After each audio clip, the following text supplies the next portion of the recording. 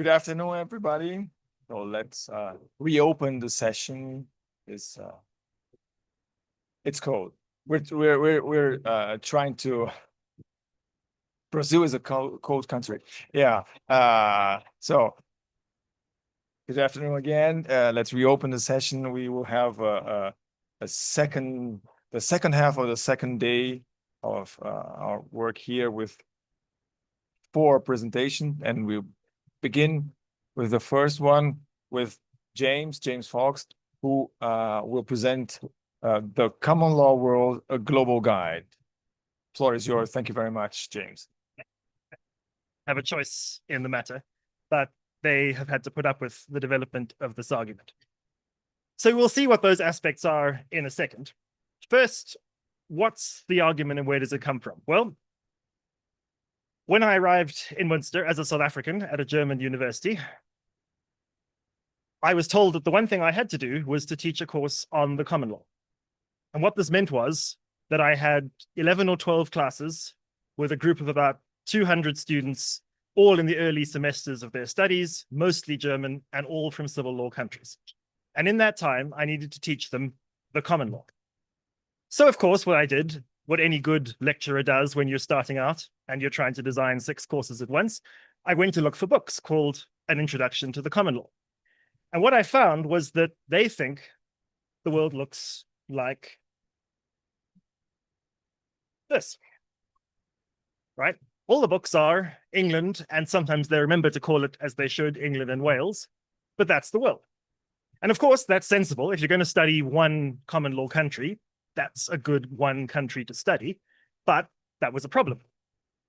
So I went looking beyond that. I went to look at the comparative literature on legal families, and then the world looks like this, which is better. But nevertheless, it didn't include the bit where I was from, which was annoying. And it didn't include India, which at that point was the country I probably knew the most about, because I'd been sneaking out to study India when I should have been learning South African law. That's another story, right? This seemed like a problem. It also seemed like a problem for another reason, because when people talk about the common law in those books, they don't just talk about the common law, they talk about the common law as compared to the civil law. But that's not on this map either, right? It's enough, apparently, to pay some attention to the mixed jurisdictions, right? You'll see Quebec is there, you'll see Louisiana is there, you'll see Scotland's there, and that was often as far as it went. So that's a problem too. And it's worth illustrating, I think, exactly why that's a problem with an example that I find quite telling. Because if you read English scholarship on the common law, particularly the kind of scholarship that's really very, very proud of the common law and wants to tell you why it's the most wonderful legal system in the world, well, they'll tell you 3 things, right? They'll tell you the common law builds up law incrementally. It's epistemologically modest. It doesn't have the arrogance of code systems that will put all the rules out in one statute all at once. Fine. And they'll tell you, well, at the heart of this is a system of parliamentary sovereignty and the legislature making the final decision on things, and this tradition of protecting rules via the common law within that kind of system.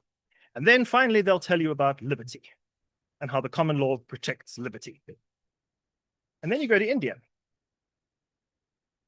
And in India, the common law was transplanted via codes written by foreigners. The Indian Penal Code, incidentally, was also applied to Singapore for 70 years, because you know India and Singapore are very similar places, very close to each other, right? Today, this is a code system in many senses, and it's much more epistemologically arrogant than the BGB, which was an organic process and had a past behind it, right? This was English law dumped into India all at once in a code that's still very much part of the system.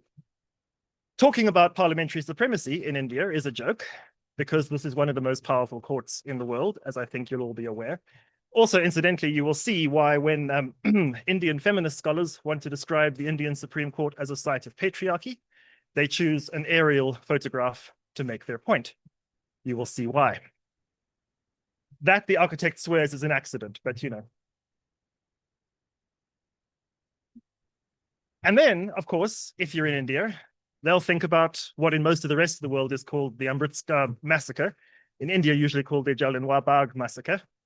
But those people in that photograph, one of the very few photographs we have, are pointing to the bullet holes, right? Those of you who know the story, this is when the British Army took a crowd of Indian pro-independence protesters in 1919, forced them into a square with no exits, and then started firing.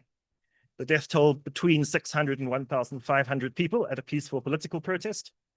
And this is the system that we are supposed to associate with liberty.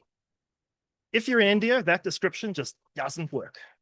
And yet, of course, that's seen as a perfectly reasonable way to introduce the common law to students around the world.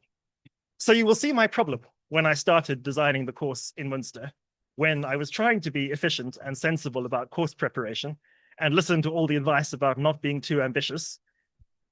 Nevertheless, it seemed necessary to try and do something that wasn't this, and to try and think about how that could be done, to try and think about a way to teach the common law that took account of the whole of the world, the whole of the common law world, here marked roughly in red, don't pay too much attention to the colors, as opposed to the civil law, as opposed to the parts marked here in blue.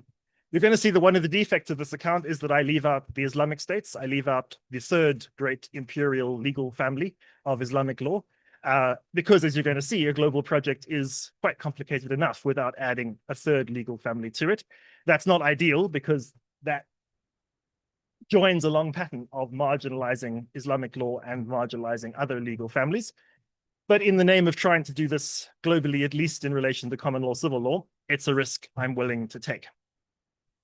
If you're trying to do something like this globally, it can seem like a very, very silly thing to do because the world is big and there are many countries. And if I'm trying to teach the world to a group of early semester students in 11 to 12 classes, I'm going to either speak very, very fast or I'm going to make a lot of generalizations and it's not going to be very helpful.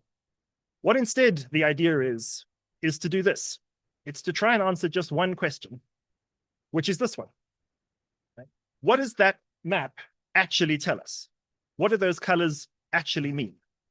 What do we really know about a system if all that we know is it's common law, not civil law? Put in slightly more formal terms, which I'd use here rather than what I'd use with students. I think the most useful way to think about this is about understanding a particular piece of how lawyers talk. Because we all talk all the time about common law and civil law countries. And we say this place is a civil law system and that one's common law. And we think that means something. So what does it mean? What actually holds up to scrutiny that really is a claim about the common law legal family understood globally and the civil law legal family understood globally, and isn't just some narrower claim that's only true in England and Wales or only true in a small set of countries that happen to have a majority of white citizens and get most of the attention, right? What actually works globally? And I think there are just 5 answers, and that's why it's possible to teach it in a course that short. And these are the 5.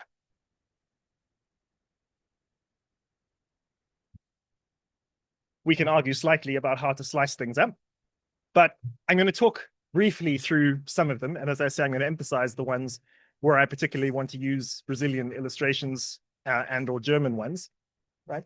The first one is obvious enough, right? The power of English. There's a reason that I'm the only one in the room who gets to speak in my mother tongue. But it also means that common law today is in a position that civil law has been in historically. Civil law used to have Latin, right? Today, the common law has English. You can go anywhere you like in the common law world, and you will find statutes and court judgments and books and legal sources available in English. And that's true for none of the other legal families. And it is part of what creates the family. It is also, incidentally, part of what creates a great mistake that common lawyers are particularly prone to make, which is, I see something is true in my own system. I should go and check if it's true in some other systems. Where will I go? The places where I can also look at sources in English. Those turn out to be other common law systems. Oh, they're all the same. This must be a common law feature. And common lawyers never get round to going to check whether it is also true in civil law systems. And then, of course, you would realize that it's not actually a common law feature. It's something broader. This is the great gift that I got by becoming overnight Kafka novel turned into a German law professor, which is that I got to make all those mistakes and find out all those things that weren't true that I'd been told were true of the common law. And this is part of an effort to try and avoid that kind of mistake. That's the easy one. We can talk more about it in questions, but that's the simplest one to explain. The second one is the jury.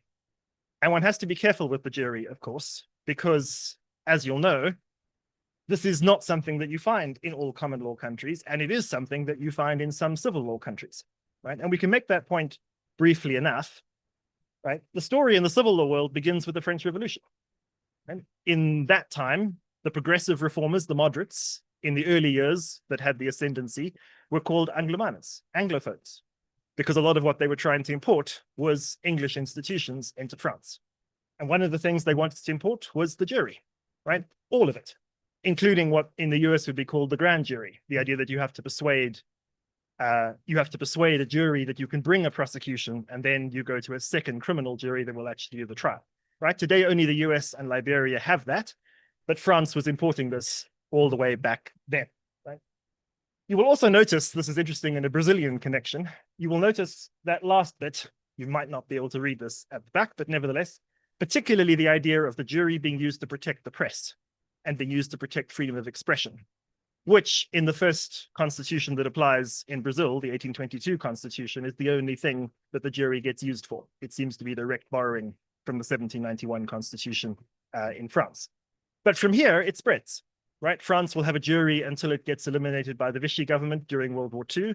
Germany will have one until Weimar. Both of them eliminated for reasons of cost, incidentally. The jury is expensive, right?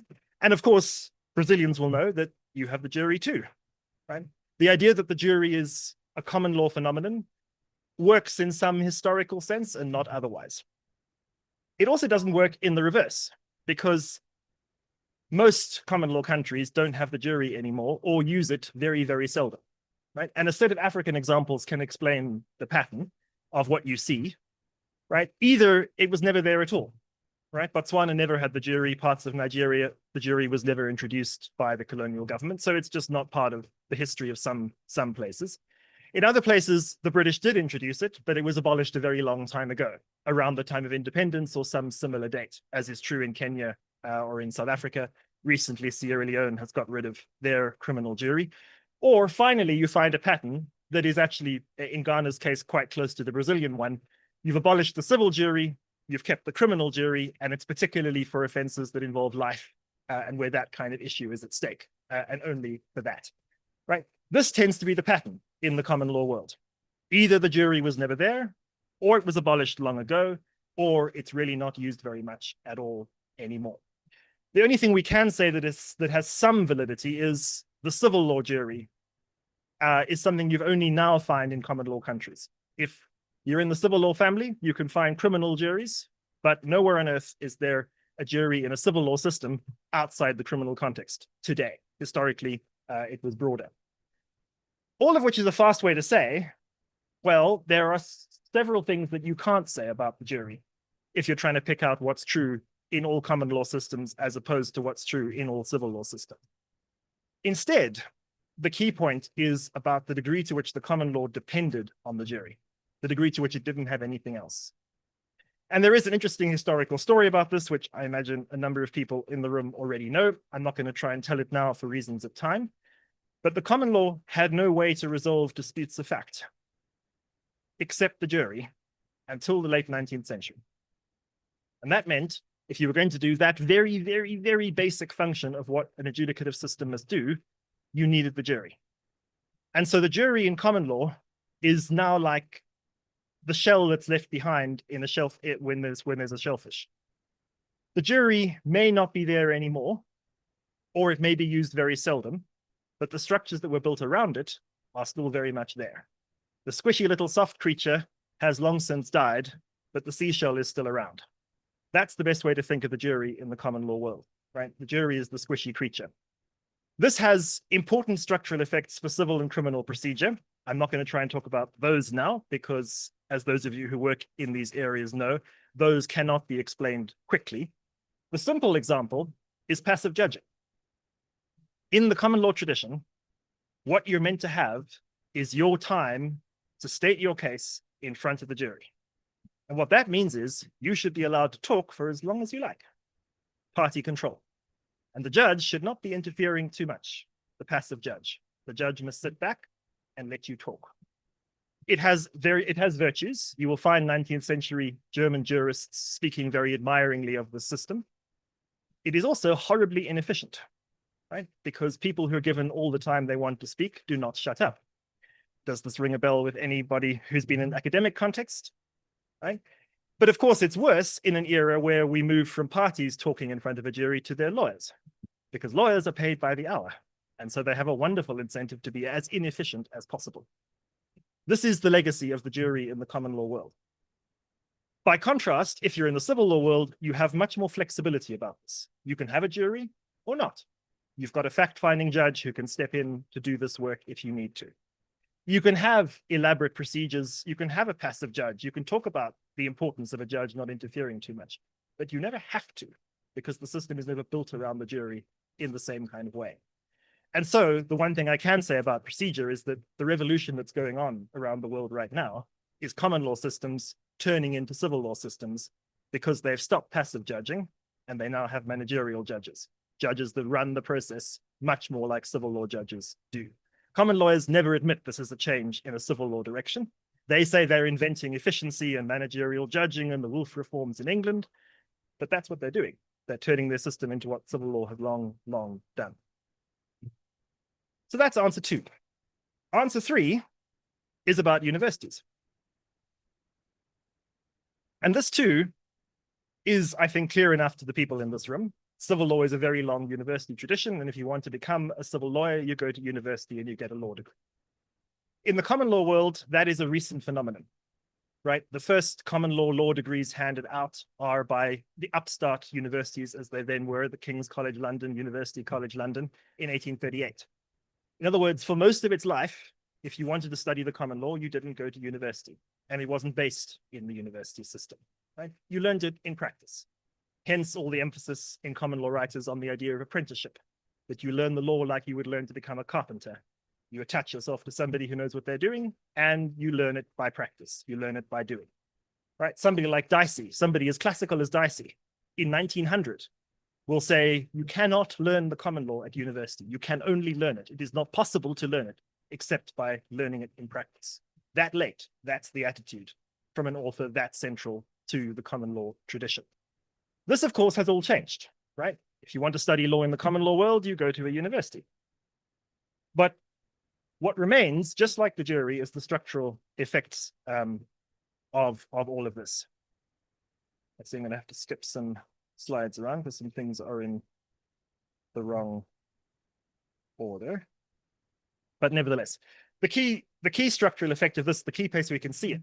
Again, there are places where it's more complicated to explain it, but the simplest place is one of the clearest differences between the legal families, which is, how do you become a judge? If you're in the civil law world, you all think it's perfectly normal that you finish your legal training, and if you want to, you can become a judge then, because you're qualified. You might be junior, but you're qualified. Of course you can be a judge. In the common law world, that's weird. You have to be experienced. You go into practice and you become a judge in your mid-40s or later, once you've already had a career as a practicing lawyer. In this, you see the two traditions. Do you learn law at a university? Must you learn law in practice? And this is the structural effect. And this remains a really sharp distinction between the two legal families today, right? This is one of the places where the two legal families still really think the other side does it in a very strange way, and where everybody really does do it in one of the two ways. Then we move to precedent. This is the fourth point, right? The one that people always expect to hear about when you're talking about the common law. And students are always annoyed that I get to it fourth, but you need a lot of this background, actually, I think, to explain it. Again, there are some things we can say, because if you're in the civil law world, then usually you only find a formal system of precedent in exceptional cases. And usually the place where you find it is in constitutional law, as in Germany, right? The only place where you have a formal system of precedent, where case law is a formally binding source of law, is in constitutional law.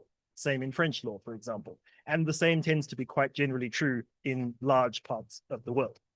Otherwise, not a formal system of precedent. Case law, not a formal source of law. And that's a basic and obvious difference to common law systems. It's also one that's starting to change. And this is one of the places where Brazil is such a nice example. Whoops. This is the slide that's out of order. This is what I use to prove to my students that even though the system is not formally one of precedent, it is one in practice. That Germany is a case law system in any sense of the word, except having a general source of practice. What you're seeing here is a list of the various highest federal appeal courts and the number of cases in which those courts refer to at least one case, at least one judicial decision, right? And you'll see the answer is essentially all the time, always, right? This is a case law system. It is also a statutory code system, but it uses case law all the time. There are, however, exceptions to this kind of pattern. The idea that you use case law as a formal source of law in constitutional law, but nowhere else, and you use it quietly all the time everywhere else too. And that's where, as I say, Brazil is a useful example, right? And this is a piece where I'd be very pleased to get feedback on whether I'm understanding this correctly. But as I understand the changes in Brazil, there is this concern to create consistency in the legal system, and therefore to give the highest court, to give the STF more control over setting precedent in the system. And that means that not just in constitutional law, but in law generally, there is the effort to turn this system into something more like a precedent system and more like a regularized one that have rules for ensuring consistency of interpretation across the legal system. It also, as I understand it, has an important informal component because of the degree to which judges on the tribunal get to decide which decisions have precedential effect and which rules will have this effect. From an outside perspective, the striking thing about the Brazilian court is not how powerful it is or what kinds of things it decides. It's how much power individual judges have to decide things. And this seems to be a good example where individual judges get to decide which rules have precedential effect and which ones don't. What's interesting about this, by the way, as a footnote, is that in the common law world, that's never true. In the common law world, the judge who writes the rule does not get to decide what the precedent is that gets set. It is always a later judge interpreting the rule who says what the precedent is. And that's aimed entirely at controlling the power of judges. It's one place where a system with more experience with a precedent system has more checks built in that might control some of the excesses of individual judicial power that a system like Brazil illustrates. As I say, if you think I'm wrong about any of that, I'd be simply delighted if you'd tell me. It's my favorite comparative method, saying things to people whose system it is, and you tell me when I'm being an idiot. It's a wonderful method. All right. Finally, and this is going to slip through into the last part of the answer, the fifth answer. This also has effects on how legal education works. These two sources, these two different sources, and attitudes to them. And I think the easiest way to understand this is to think about how first year, elementary, first month, first week of law school education works. Because I think there is no point in our legal education system where we allow so much unfounded generalization about the questions of legal families than right then at the beginning, when you're telling the new students about the legal tradition that they are joining. I think what civil law is here is you're joining a great code tradition, the tradition that dates back to the Romans, tradition that goes back to Bologna. The French civil code will be mentioned. If you're in Germany, the BGB will be mentioned, usually once per minute. This will be the source. And you will be told that that's what good law looks like. That's what great law is. And of course, it will be acknowledged and it will be clear that there is such a thing as a bad statute and people can write bad codes. And of course, it can be misused. But this is what law is meant to be, is that. And then later on in practice, you realize how much the system also depends on case law and how much the higher courts are using case law all the time. But that comes as a bit of a subsequent discovery. Later classes, when you actually start practicing that kind of thing. For common lawyers, the experience is exactly the reverse. You go to your first month and you're told about the great case tradition and the great judges of the past. And that's what great law is. And then you're told that statutes are warts on the body of the common law, as Carl Whelan said. Statutes are the thing messing up the system. Civil law, case law is the one messing up the system, right? Rechtsstaat replaced by Richterstaat. The idea that you're corrupting a system that should be decided in the legislature, right? The two systems have their own independent experiences because they teach their sources so very differently in the opposite way. And so one of the questions that's worth asking, I think, is how much this creates the difference that we see, right? One option is we teach these two legal families differently because they are different. The other option is they are different because we teach them differently, right? How much are students told about case law and about statutes in two very different ways? Of course, they think about them differently from then on. And of course, those systems will treat those things differently, right? even when I'm teaching students who are in their second semester, it's already too late for me. Whenever I tell them about the common law side of the argument, they all shake their heads. They're not convinced. They've already been acculturated that quickly. And I promise you the same, the reverse is true in a common law country. If I try and talk about why the German system is a good idea, or why the civil law approach to judging is a good idea, or when I tell common lawyers that what they're doing is actually the civil law approach to judging, they don't want to hear it, right? That's the other side. That's the other guys. I think we create this distinction a lot in how we do our legal education. And that's part of the picture that we should have. So these are the 5. And as I say, I'm sketching bits of them that I think are particularly relevant to this audience, or I'd be particularly grateful for feedback. But if you have thoughts about what works and what doesn't work, counter examples, this would be supremely useful to me.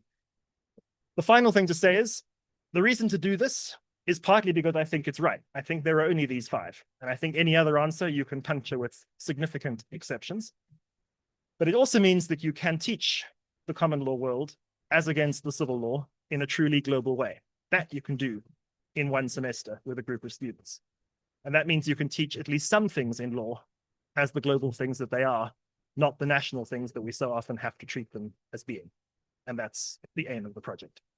Thanks so much. I look forward to your questions.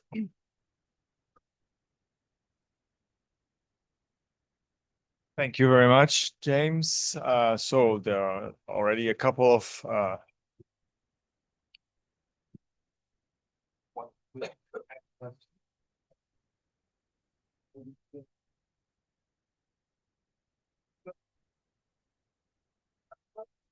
if I'm the only person thinking that, is this noise a little bit annoying? No, or I'm just a grumpy old man? Okay. Or I don't know. Yeah. I have just discovered there is a name for it. It's misophonia. No problem. So, Niels. Thank you very much, James. This is highly interesting, and it really is in very many aspects also main interest of mine, on which I've been thinking a lot. I have no critique actually. I would agree on the points you have. I would have an addition to one of them, and actually a 6th point, which I find quite interesting. The addition would be with regard to precedent. Precedent function totally differently in the common law world than in the civil law world, and the reason is that common law precedent are on cases, and civil law precedent are on the interpretation of statutes. And that means that the meaning of a precedent in the common law system is basically the decision of an individual case, whereas in the civil law world, it's generally the interpretation of a statute. So the meaning of any civil law precedent is always more general than in the common law world.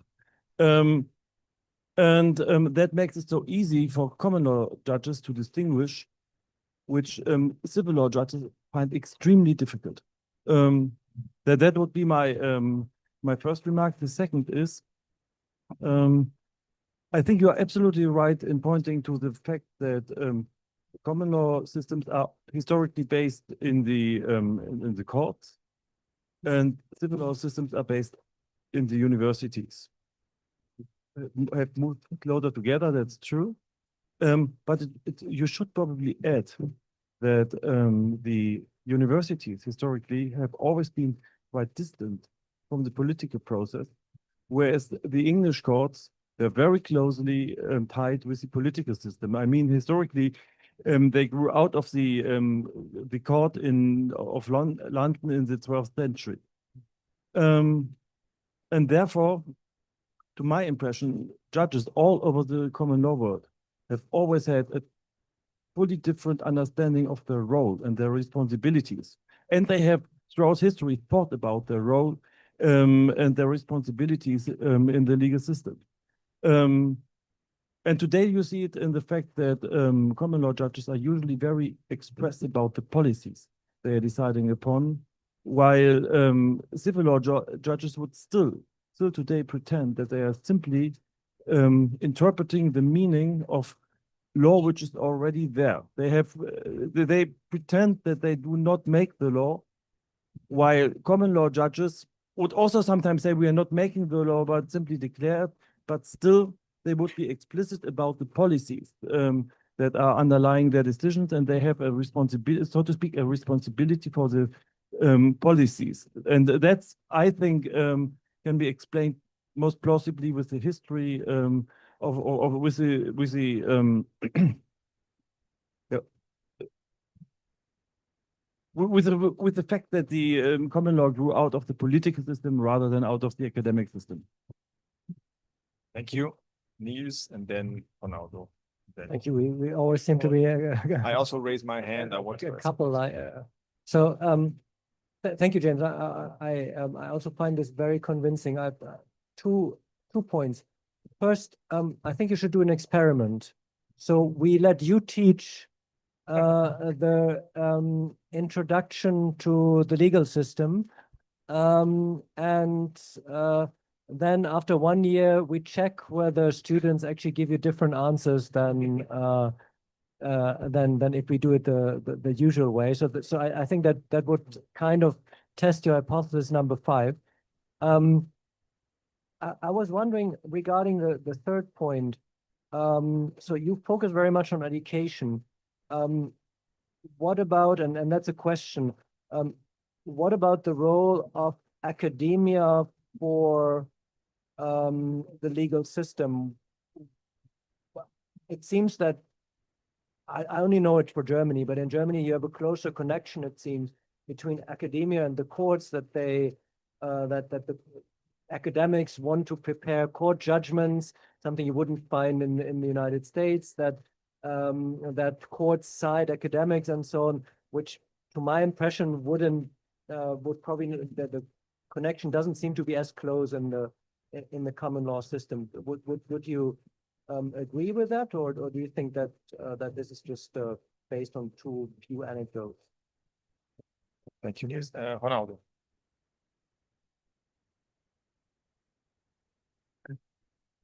Thank you. Quite interesting presentation, James. I wouldn't actually challenge the distinctions that you have made, but listening to you, I remember that I was once preparing a class on this subject, and I read a book that was very interesting from my perspective, The Form and Substance of Anglo-American Law by Patrick Attia and Summers, in which actually all the 5 topics are contrasted. I mean, the American experience and the English experience. So it's interesting to know that there's a kind of transversal division in which all the 5 topics could be challenged as a common ground. On the other hand, what called my attention since this reading is that it seems that on one hand, what could be called the new areas of law, such as antitrust, regulation, international law, tend to be much more uniform, so much more apart from this kind of divide between common law and civil law on one hand. And on the other hand, I think there's another divide that crosses this classical division, which is connected with the impact of, especially in the American culture, the legal realism on one hand and formalism in the English culture. And this is the reason why I think many other dimensions of these distinctions could be related to, for example, the huge impact of legal positivism in England and in Germany, for example, and the very little impact it has in the United States, and the very huge impact interdisciplinary approaches to law has had in the United States through law and economics or CLS, and very little impact in more formalistic traditions. So I was wondering if this isn't it a too poor divide nowadays to still insist on it, even if it has some meaning, even if it's still important. It seems that there are many other typologies that crosses these divisions that in some areas at least tend to be even more important. Thank you. James, do you want to answer to? Sure. Yeah. Sure. Let me try and be brief to make room for other questions, knowing the unhappy fate of being in the third round myself. So let me start with Ronaldo's point. So, I mean, sure, there is, of course, a rich literature on differences between the UK and the US. And part of the aim of this project is to move beyond that focus, that those are the two common law countries and nobody else gets studied. So I think these work in the UK and in the US, and that's part of where the list comes from, right? The US does work as a counterexample on lots of the standard claims that are made. Although when you put a country like India into the mix too, it works in the same kind of way, on codes, for example. You're certainly right, of course, that there are other typologies and other divides we might pick apart from common law, civil law, right? Entirely, and they may well be more important. This one, I think, is worth attention only because we all use it all the time. And for that reason alone, it's worth being clear about what it means or doesn't. And where we're only talking about the UK and the US, and we're forgetting the other 50 plus countries that are in the category we're using. So in that sense, that's the reason I'm focusing on it. It's certainly not the claim this is the most important thing, right? Frequently, it's not. If you want to understand federalism or democracy, civil law, common law will tell you nothing, as far as I can tell. So yeah, in that sense, you're quite right, but it's just a project that has its own, target.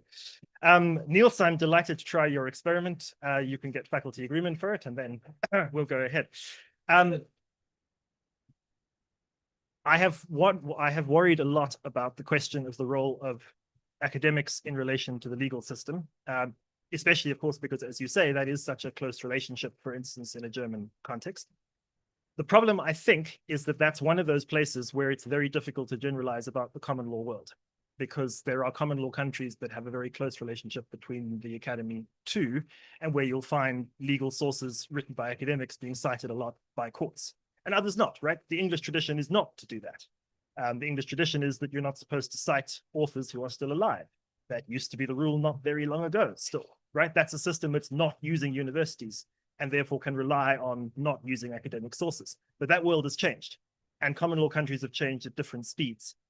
So I think you might make a claim of degree, but it's one of those where I'm just too nervous to make a claim. I don't think you could prove it across.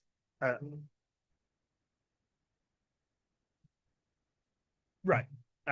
And I think we agree about that. It's something where I have to work out what to say, however, because it is important to acknowledge the role that university sources play in the civil law world, because it's part of the explanation of why common law needs to use precedent. It has to use precedent because there was nothing else, and that was never true in the civil law world. So it needs to be there, but in a cabin kind of way. Yes, I guess the fact that you're agreeing with some of this is not so much a compliment to me as it is testament to the fact that I've read things that you've written. So there might be more than one explanation for the convergence. Some of this I'm going to have to think about, or are things that have given me some headaches. The question of the distance between universities and the political process and courts in the political process is another one where I think it's very hard to generalize globally. Although I certainly think it's true as an explanation of the UK. I don't know how well it works as a global matter. But that's something where I'm not at all sure that I'm right. And the same would come then with policy choices. I think the policy choice question changes a lot in systems that have introduced more constitutional review, that the English system then becomes quite unusual. And when you go to constitutional systems like Kenya or India, where judges are making huge policy choices all the time, that's when they start insisting that they're only doing law, and they sound a lot like civil lawyers. So I think that one might not hold up globally for that reason. The question of precedent on statutes versus case law is, it is terrible that you've raised the question, because that's one where I'm really not sure what the right answer is. Right, common lawyers, of course, also have a body of interpretation of statutes. So in that sense, there is a similarity, but you're saying there's a difference because there's also this body of precedent about case law. Right. Yeah. The reason I have trouble with that answer is because it seems to me that in the civil law world, the citation to the statute is so often pro forma. It's so often just a formality, and then the substance is often in the rule. But your face expresses what I'm feeling. I'm uncomfortable with that answer. So if you have a better way to state it, or anybody else does, I'd be delighted for the help. I struggle with that point. Okay. You already have the microphone. Yeah. Thanks, James, for this really stimulating presentation. I also have 2 points. Would you agree that one could reframe your first point into the following sentence? A common law system needs the English language as an operating mode. Common law could not work in another language than English. That is just I'm just rephrasing your first point, but would you agree that your first point could be rephrased in that way? So I find it very interesting because it leads us to the question whether the English language has some grammar structure that enables a specific way of thinking, inductive thinking, dynamic procedural thinking, stuff like that, which are then elements which we find in the further structural elements of the common law. So my naive idea would be that English centers much more around the verb than around the substantive. And this then helps to create a legal system that ends up privileging dynamic, procedural, way of lawmaking. So that would be my first point. The second point is, of course, precedent, point number 4. And the question is whether point number 4 is able to host many subpoints, or whether you are willing to accept subpoints 6, 7, and 8, or you just say, no, that's just a subpoint of number 4. What comes into my mind is that in a civil law system, at least I'm talking about the German case, whom I know best, of course, is a general neglect of facts, I would say. Lawyers in Germany don't like facts. They are not, of course, they know as a judge some facts, but you know, we have no access to facts as lawyers. There are other folks who are responsible for the facts. You know, tell us the facts. We know the law, but we will not discover facts as lawyers. Fact finding is not a legal endeavor, so to say. And we see that with the students when we talk about case, and I tell them, you have to look on the facts of the case in order to understand the rule that comes out of this case. They are not willing to embark on a closer research on the facts. We dislike facts. And perhaps this, I don't know whether you will buy that generalization. It's a very, very personal view. And we don't support the interest in facts in our legal education. And this then finds a parallel structure, what you mentioned in our conception, what is, so to say, the ordinary rule in the legal system. I now use Kelsenian terms, the statute, which is a general abstract rule, and as such, it does not need facts. Or is it a case decision, a precedent? Kelsen would call it an individual concrete rule, which obviously needs facts. So is that just a subcategory? That would be the question, or is it part of the precedent thinking in general? Thank you very much. I also raised my hand, so I have a question. Yeah, and I have the power here. I have the microphone. So as a professor of constitutional law, actually, I would like to hear a little bit more from you about the relevance of this divide, common law, civil law, to constitutional law. So US has a codified constitution, the UK doesn't, South Africa, yes, New Zealand, more or less, etc. So is this relevant at all for constitutional law or not? And then I would like to add something about it, since you asked the precedent in Brazil, at least concerning the Supreme Court. Supreme Court likes to to define statute-like precedent. So they decide a case. It was, I don't know, Mary against John. Okay, now let's forget the case and what did we learn? So, and then they say one phrase could be an article in the statute, but it's a decision of the court. And I think it's a little bit different from what you would call a precedent. The Supreme Court has done all the time. There's a list of provisions, almost statute-like provisions, but written by the Supreme Court. So that's it.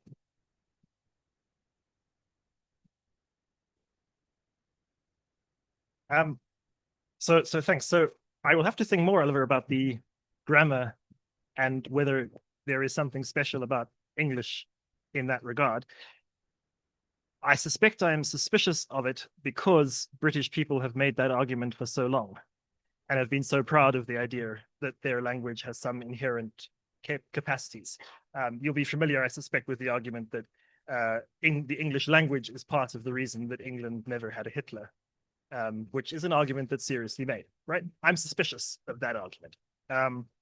What I do think is clear, at least, is that today English is a very large part of the reason why many parts of the world still do common law, or why it gets used internationally. And certainly in that sense, it's true, right? And that's the reason not only why you'll find it hanging around in countries that might otherwise have had good reasons to get rid of it, but it's also why it plays such a role in the international arbitration system, right? You can go to places that have had absolutely no historical connection to the British Empire, and you will find judges from England and Wales being paid obscene amounts of money to apply common law rules in English to international arbitration agreements, right?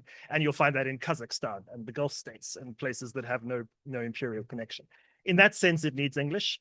I'm not even sure I would know how to prove that it needs English in a deeper sense, but I shall certainly have a look at it. And then there's the question, as you say, about the difference approach to facts. And you and I have had an exchange about this as well, because Oliver has been kind enough to publish some of the earlier bits of this question. I think in relation to Germany, I would say it's not that you dislike facts, it's that you dislike real facts. You use hypotheticals all the time. The facts are there for explanatory purposes, but not the real facts. And there is, I think, an interesting link between that and Niels's question about the difference in how precedent is done, because it might be that you need the facts more where that's all you've got, and it's not an interpretation of a code provision or an interpretation of a statute. I think that's where the difference comes. However, it is also true, again, that there are a lot of differences there around the common law world. The way in which facts play a role in English discussion is not necessarily what you'll find in other places, including because if you've had a different kind of tradition and you've had a much more code experience of the common law, you won't necessarily think of common law rules as based on fact patterns, and the fact patterns they were based on will be in England and not in India. And so they might not seem of very much relevance to you, except to show off. But this is, for me, certainly part of the precedent point, and I'm happy to treat it as a sub point or not, right? How do you slice up the beast? But I would certainly be including it there. And then to Virgilio's two questions. The relevance of constitutional law, the relevance to constitutional law. One of the things that I want to do in the book at the end is have a series of bad or incomplete answers, where things that are commonly talked about as common law features or differences that actually don't hold up to scrutiny. And we've touched on some of the things that one might talk about, but constitutional law is one of them. Because, of course, there is this influence of the Westminster system, but you will find lots of places where that influence is very minor and where the opposite system is in place. And indeed, that's the most common experience around the common law world now, right? If we want to find the original Westminster system, you look to England and Wales, you look to New Zealand, and then you stop. And that's it. So most of the common law world just simply doesn't do it. Sure, you would need to refer to the Westminster system to understand lots of features of other bits of the countries. But even then, you're going to start finding those features elsewhere, right? If you think about a different tradition of judicial review that is very different towards Parliament and is suspicious of too much judicial power, you find that in Scandinavia, right? You might find that in Latin American context in Uruguay. you will find that kind of thing in civil law systems too. And then I don't think it holds very much water. So if you're teaching a common law constitutionalism course, you will talk about Westminster a lot, but I don't think it meets my test of it's true of all common law systems and not true of all civil law systems. So I don't think there is anything constitutional that you can say, except insofar as this counts as constitutional stuff. As far as the precedents go, sure, right? There's a very different way in which those precedent rules are being set in a Brazilian context. You will find parallels in other places. The Indian Supreme Court is a good example of a court that sets out things that look like statutes sometimes. And here's what the rules should be, and it's all in a page, and some of they're numbered, and it really looks like a statute. So you will find this in the common law world too, sometimes. But I think then that's a difference in how the system has got built-in safeguards versus not, or has subjected its precedent system to rules or has not. But certainly that's one reason I want to use Brazil as an example. It seems like a really nice example to show how different precedent can look. Just like the Brazilian jury looks very different, right? Deciding by majority vote, for example, right? It's really not the English jury, even though it uses the same word. So it's another reason why it's a useful teaching example. Sorry, thank you very much. I think we're running out of time and we don't have any questions. Yes. Thank you very much, Thank you very James. much. It Very was okay. So do you have a question? No? Are you sure? Okay, not yet, but you can ask a question after her presentation. Yeah, okay, please do it. So let's begin the second presentation of this afternoon. And welcome HelenaRegina Lobo daCosta. Our names are much longer than theirs. Yeah, Helena. Actually, my full name is Luiz Virgílio Afonso da Silva. So thank you, Helena. Helena will present the title of her presentation is Defending Democracy and Criminal Law. Helena is, of course, professor of criminal law at the University of Sao Paulo. Helena, the floor is yours. So thank you very much. I want to say that I'm very happy to see all the professors from Münster here in São Paulo. It was a great opportunity last year, and it's nice to see that this partnership is getting stronger and longer. And I want to thank Ronaldo and Virgílio as well for the organization of the colloquium. Oh. Okay.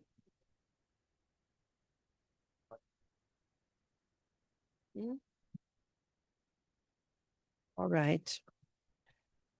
So I decided to talk about a theme that it's very complicated for the Brazilians now. I guess everybody knows that we are facing criminal charges before our Supreme Court for an attempt of coup d'etat that happened in 2023. And we had to do this using a new statute.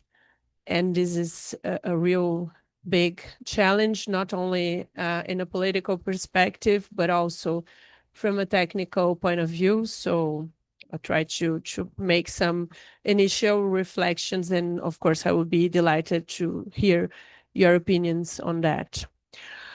So a democratic state governed by the rule of law must, on the one hand, guarantee its minimum conditions of existence, and on the other, allow for dissent, criticism, and the alternation of power. Finding the balance between these two requirements can be very difficult and becomes even more complex when one proposes to use criminal law to defend democracy. So to address this topic, the first question to ask is whether we should use criminal law in this field. Next, I will address the recent legislative developments in Brazil, including the 1983 National Security Law and the introduction of new criminal offenses into the Brazilian Penal Code. The third point to be examined will be the Supreme Federal Court's decisions in the events surrounding the so-called January 80 attack. And finally, the interpretative challenges we face. So the first point the use of criminal law as an instrument for the defense of democracy. Criminal law is known to be a tool with a series of difficulties in protecting the so-called diffuse or collective legal interests. I'm using legal interests because there is not a very good English translation for that, but I'm referring to bens jurídicos or Rechtsgüter. So these legal interests are more fluid than the individual ones. They are often defined based on social, political, and economic choices expressed through non-criminal laws and regulations, which are ultimately used to construct the very definition of crimes. And for these reasons, the way these interests are affected is much more complex, often making it difficult to define when harm or danger to the legal interest is being inflicted. Precisely for this reason, criminal law has worked in these fields with so-called abstract danger crimes, so die abstrakte Gefährdungsdelikte, crimes de perigo abstrato, whose legitimacy is highly debated. Democracy and the rule of law fit precisely into these challenging characteristics. These are diffuse interests, and their form of impact are complicated to define, and it's quite difficult to distinguish when they are harmed or endangered.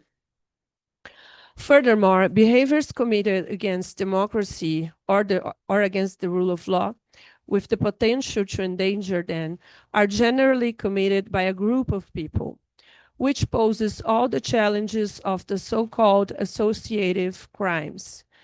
It is necessary to establish a unity of will among the subjects, a division of tasks, or the control over the act to treat all the behaviors as a single crime.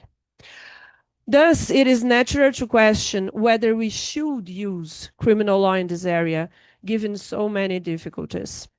To answer this question, one must consider, first, the relevance of the legal interest, two, the existence of other means of protecting it in the face of that type of offense, and three, the suitability of criminal law to produce concrete effects in this area.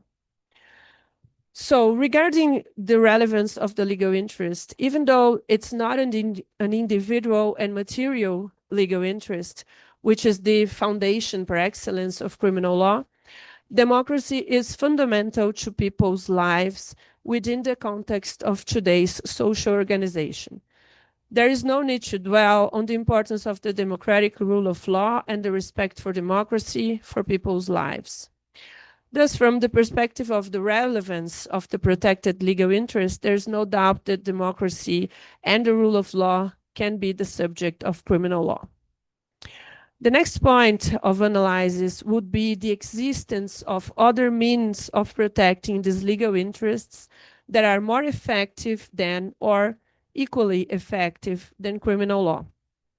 In this field, there are undoubtedly a number of measures, whether in education, politics, or other branches of law, that can promote democracy and the rule of law, preventing dangers and damages to these interests. In this field, electoral law rules can be highlighted. However, in extreme situations in which there is an attempt to effectively abolish the democratic rule of law or to disrespect the results of the election, among other serious acts against democracy and against the rule of law, criminal law appears to emerge as an instrument to be used, albeit moderately and carefully. Finally, regarding the ability to produce concrete effects in this specific context, criminal law may indeed be able, through its characteristic communication processes, to convey the message of reinforcing democratic values when they are challenged. It follows, therefore, that criminal law can be applied in this context. However, stating that criminal law can be used does not answer the question of how it should be used. To address this issue, let us examine the concrete legislative situation in Brazil today.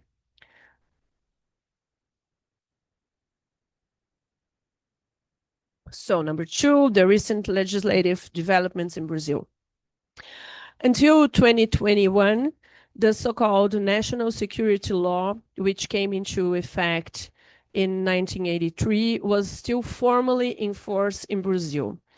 This law was a product of the last period of the military dictatorship established in 1964. The Brazilian military dictatorship had previously approved several national security laws, but the last, this one from 1983, was approved at a time of greater political openness as part of a longer process that resulted 5 years later in the promulgation of the federal constitution. Even so, the national security law was clearly an instrument of political repression, focused on protecting the military regime and the state authority. It contained extremely vague and broad criminal offenses that could be widely used to persecute political opponents. The federal constitution in 1988 inaugurated the current democratic phase and clearly broke with the logic of the national security doctrine, referring in its text to the protection and defense of the state and democratic institutions. This was clearly not a mere change in terminology, but a conceptual shift and understanding of the state and the power of the people. But despite the constitutional text, the national security law remained, at least formally, in effect. Many scholars pointed to its non-recognition by the Constitution, and therefore the inapplicability of the crimes provided for therein. However, the law remained, in a sense, dormant, lacking relevant practical application, and as a result, forgotten. It is true that some bills were introduced in Congress to repeal and replace it, such as the well-known Hélio Bicudo Bill of 1991, but these bills received little attention and have not been approved. However, during Jair Bolsonaro's administration, there was a series of requests from the government to open investigations into violations of the national security law.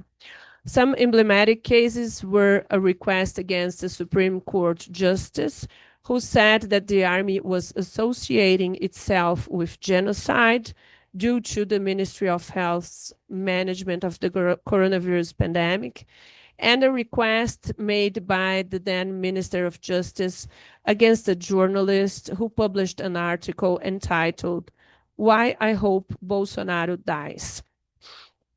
Given this scenario, the National Congress finally decided to vote on a bill to repeal the national security law and establish crimes against the democratic rule of law. The bill was approved and sanctioned in 2021, giving rise to law number 14197. This law introduced several crimes into the Brazilian Penal Code, including the violent abolition of democratic rule of law, the attempt of coup d'etat, the interruption of the electoral process, and the political violence, amongst others.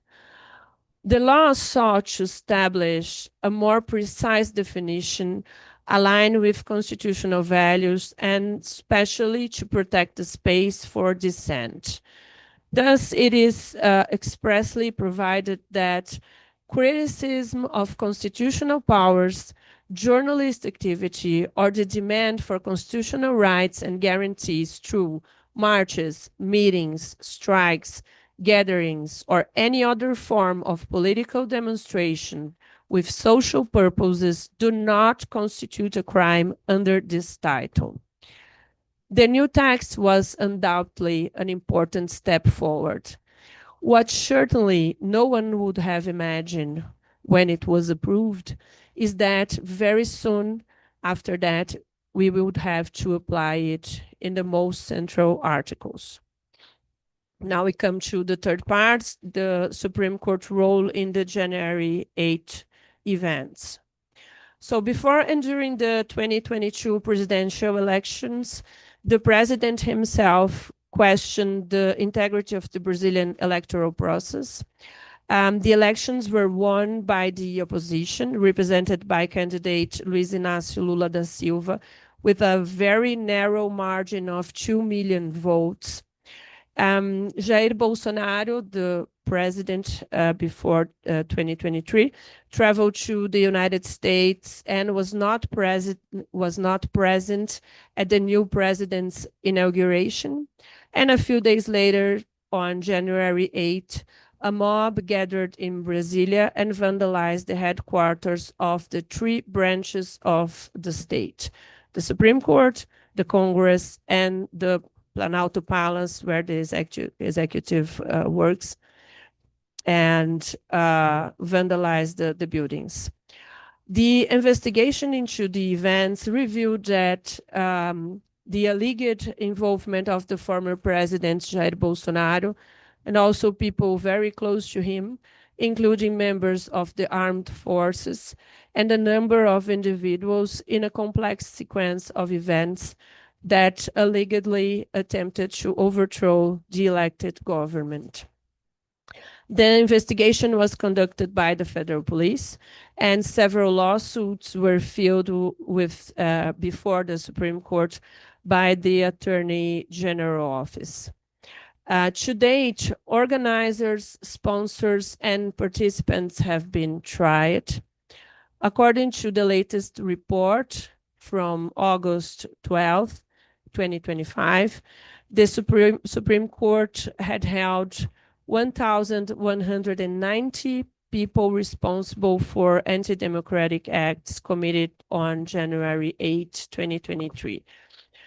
In total, we had 638 people tried and convicted, and another 552 admitted to committing less serious crimes and reaching agreements with the Federal Public Prosecutor's Office.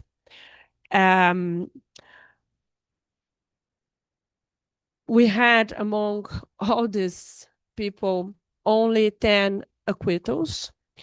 And what we have from information about these acquittals is that at least 5 were homeless people and a street vendor who had gone to the army barracks in Brasilia to grab a meal. The most relevant case, however, involving the former president of the Republic and several people close to him, has not yet been sentenced. And now we come to the difficulties of interpretation and the future challenges. So there is no doubt that the Supreme Court, and especially the reporting justice of the January 18th cases, Alexandre de Moraes, played a fundamental role in maintaining the Brazilian democratic rule of law. However, it is important to examine these cases critically to develop a more rigorous framework for the prosecution of such crimes. Undoubtedly, there was no time for a consolidated doctrine to form that would establish, after academic discussion, the main points of interpretation for the new crimes. This is not a trivial or easily overcome task, given the dogmatic challenges already presented: diffuse legal interests, crimes of abstract danger, and structures of associative offenses. Furthermore, the most serious types of crimes under discussion are crimes of enterprise. This is because the criminal conduct is an attempt to abolish the democratic rule of law. It would make no sense to wait for the abolition of the state or the overthrow of the government to apply criminal law, because there would be no longer a state, a system to enforce the law. Defining when this attempt begins and what would constitute preparatory non-punishable acts is certainly difficult. In the Brazilian case, there seems to be no doubt about the beginning of the attempt, since the then President of the Republic presented a project of joining the coup to the 3 chiefs of the armed forces. This conduct, especially due to the positions and functions involved, already puts the democratic rule of law in danger. The two crimes discussed, the abolition of democratic rule of law and the attempt of coup d'etat, require violence or a serious threat as an element.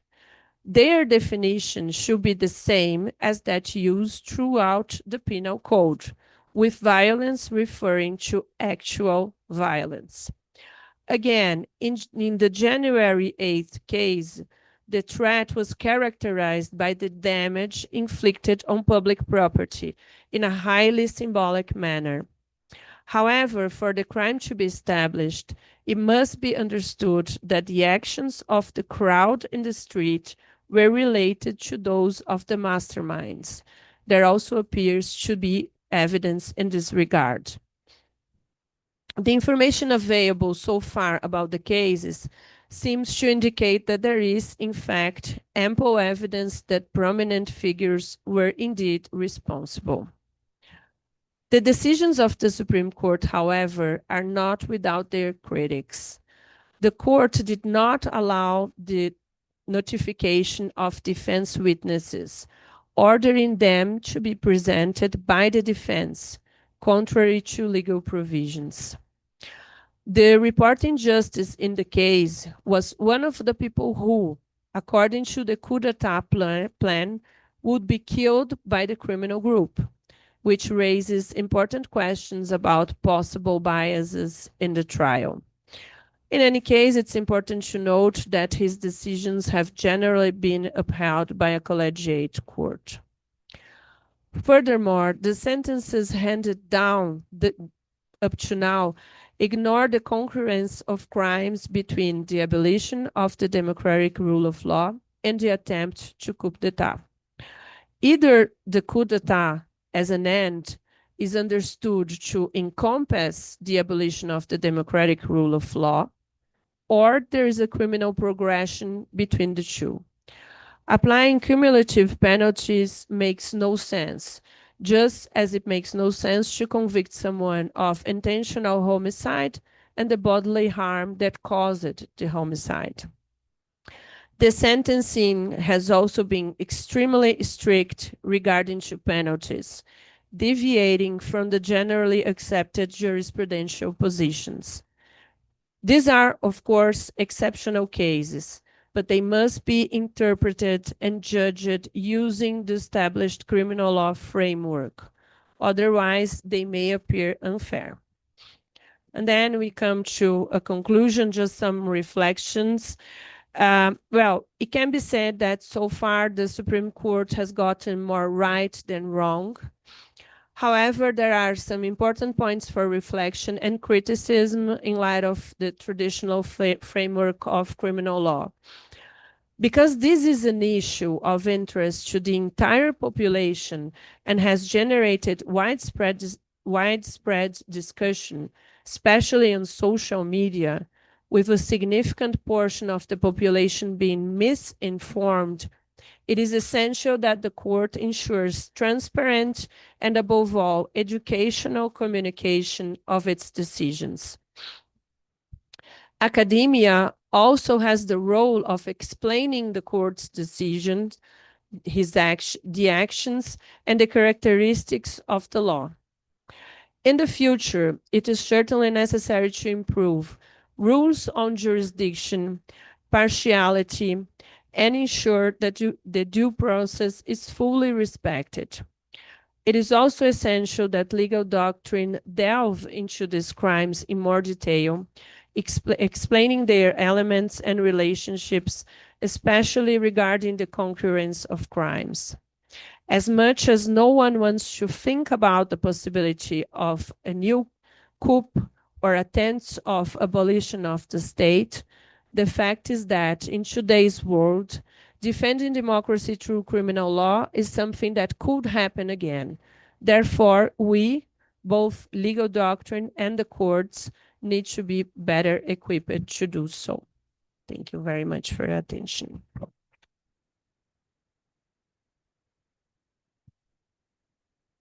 Thank you, Helena. The floor is open for the audience to ask questions. I have some questions. Oh, one, James and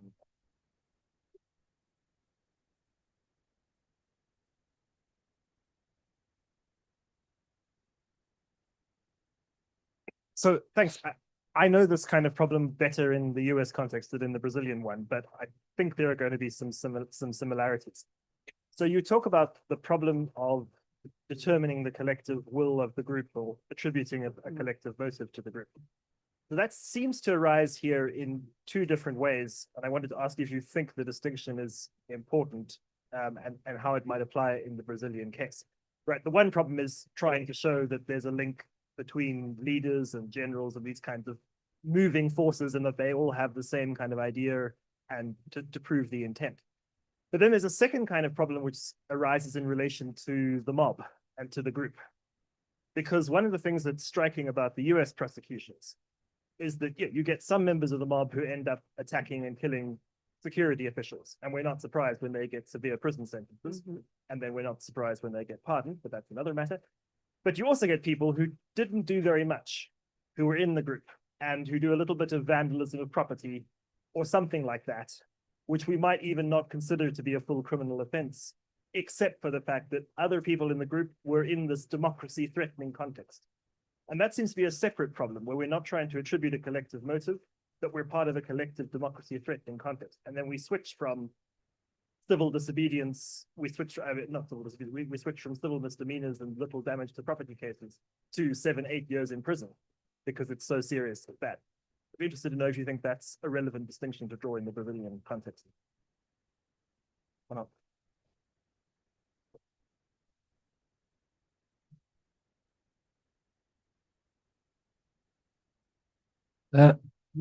Thank you, Elena. Very nice description of the whole situation.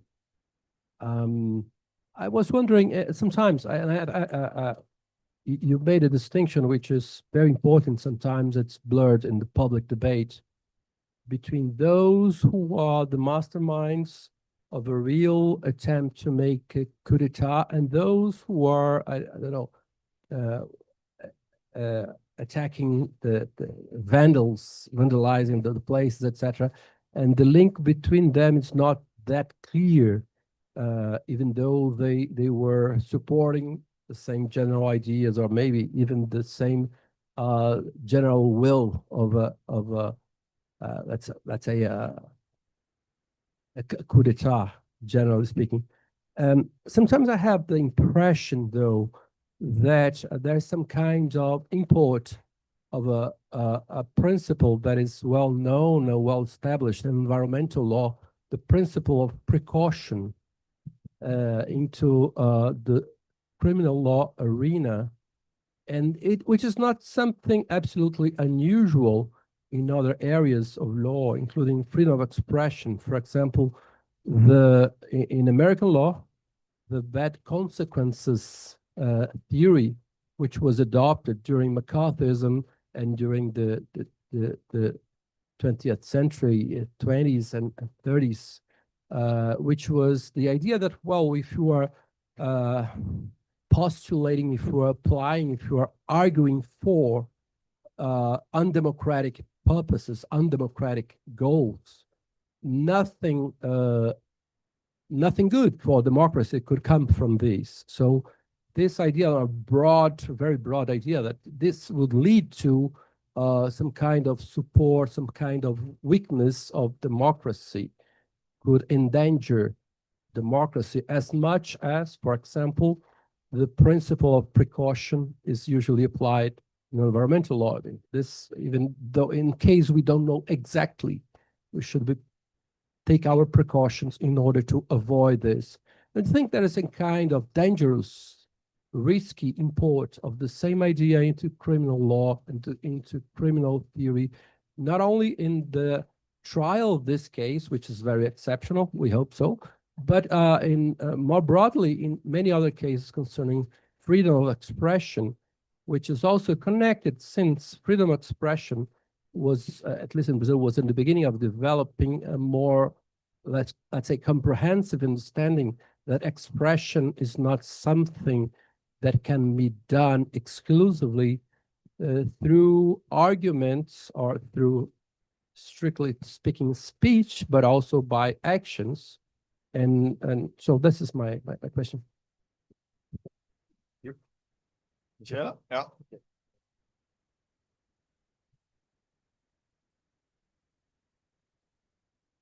Thank you very much from me as well. It was very interesting to learn about that. And I'm asking from an entirely ignorant background of someone whose criminal law is some time back. So I was just interested in sort of your broader argument about using criminal law to defend democracy. And so it partly picks up on the last point. To what degree there is something like a conception of militant democracy where criminal law is to play a role in this, in the Brazilian context. And then to ask sort of from a more critical perspective that I don't actually necessarily share, but one could imagine questioning that kind of move, saying that if you use criminal law that way, I mean, beyond, you know, punishing normal offenses such as against property or personal injury or something like that, you use criminal law like that, it'll sort of reinforce division in society, it'll further contribute to polarization, and it sort of will make the political contest one that is fought with ever harder legal means, and whether that's actually a good thing. So I'd be just interested to hear from you about that. Thank you, Michelle. Helena? So thank you. Thank you very much for the very interesting questions. James, I believe that it's easier to say that the masterminds knew that people were on the street gathering and destructing the public buildings. They had the control over all of this social media communication and so on. What I particularly think is very complicated is to judge a person that maybe has gone there thinking that he was taking part on a simple manifestation against the new government. So we are talking about the federal capital of the country, in a place where people get together to say what they are thinking about. This is the essence of democracy. Democracy is not only voting. We have to be able to get together and to ask for rights and to disagree. And what really comes to my mind when I see the reports from the Supreme Court is they judged 1,000, almost 1,200 people. Only 10 has been acquitted. And the ones who has been acquitted, they were people living on streets, and that probably could produce evidence that they were living on streets, and they probably had nothing to do with that and were simply there to grab a meal because they were giving food to. So there was no one there that had no idea that this was an attempt of coup d'etat. Everybody knew. Everybody were super well informed. The police forces, the military forces, we were surprised. Everybody in that day was seeing the images, the pictures, and not believing. I cannot believe that everybody there were in this unity of will. And this is very problematic because when you use criminal law, you were talking about the responsibility of one person, this person going to jail. So you have to prove that this person did what's a crime and wanted to practice a crime. And I'm really not convinced. I'm fully convinced regarding the masterminds, people who were organizing and that really had all the information. But I really don't think that we made justice in each and every case. But that's it. Ronaldo, the precaution principle in criminal law. It has been discussed recently, especially regarding environmental crimes. We have even a book written by Professor Paulo Bottini on this subject. I particularly don't think it's legitimate for a state to use the most harsh measures against an individual just in case your conduct maybe cause a danger, not even a harm. I think we cannot go this far. We have to balance. I didn't want to talk about balance in a room full of constitutionalists, but when we are talking about criminal law, we are balancing fundamental rights, which is the liberty, or even if you're not going to prison, you have a lot of limits in your fundamental rights.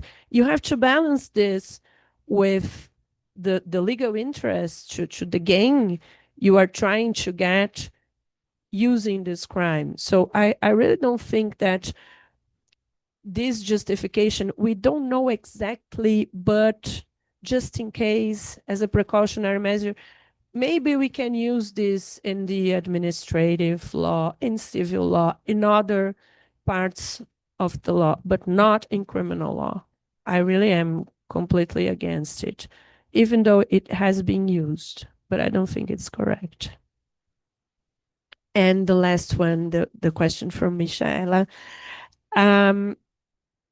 It's really difficult to establish the role of criminal law when we think about a militant democracy. One thing is that I really believe that we have to use criminal law. This is when we have these attempts with violence and so on, and a real attempt to abolish the government or the person who has been elected. But on the other hand, we know that this is very complicated, and this is not something new. The political crimes, because we can also name these crimes as political crimes. Political crimes normally are not considered for extradition, for example. Why? Because we know that this is not only a normative, a legal problem. This is also a political problem. It has to do with who won. It's more or less like in a war. This time, democracy won. But if not, so I think criminal law has a role to play here.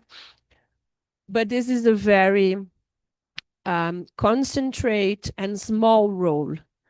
And it has to be fulfilled with precaution, to use the word here from Ronaldo.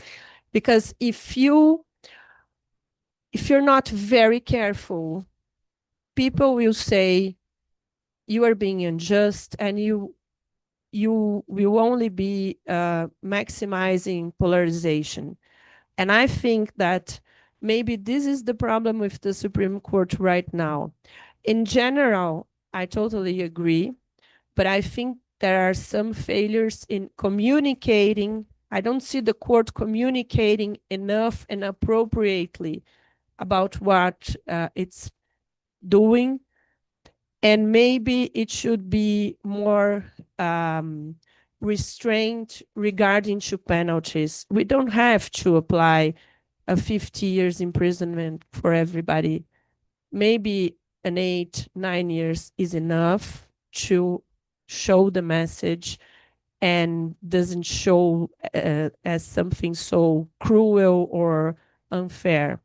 I don't know. But again, we are in a very delicate moment, and everything we say can be wrongly read. I am repeating that I believe that the court has done more right than wrong. There are some details. We have to look at this, because I really think that democracies are in danger, and we will have to discuss this all over again in some years. Unfortunately, I really hope I'm wrong, but that's it. Thank you. Any questions? I have a question. Yeah, another one. Okay, okay. Then, okay, the microphone is there. Yeah. It's just a very quick follow-up to what you were just saying now. I'm very sympathetic to the argument that the court needs to be extra careful about communicating what it's doing. But of course, as soon as the court does that, then the court is not doing what it would ordinarily do in a criminal case. And then people get to say, oh, look, you're doing something that you haven't done before. It's special, it's political. So this seems to be a very difficult line to draw, that you can't just treat it as business as normal, or there's so many reasons why you can't. But if you don't treat it as business as normal, then you'll be accused of politicizing, of doing something special. Thank you. Yeah, my question is nothing to do with criminal law.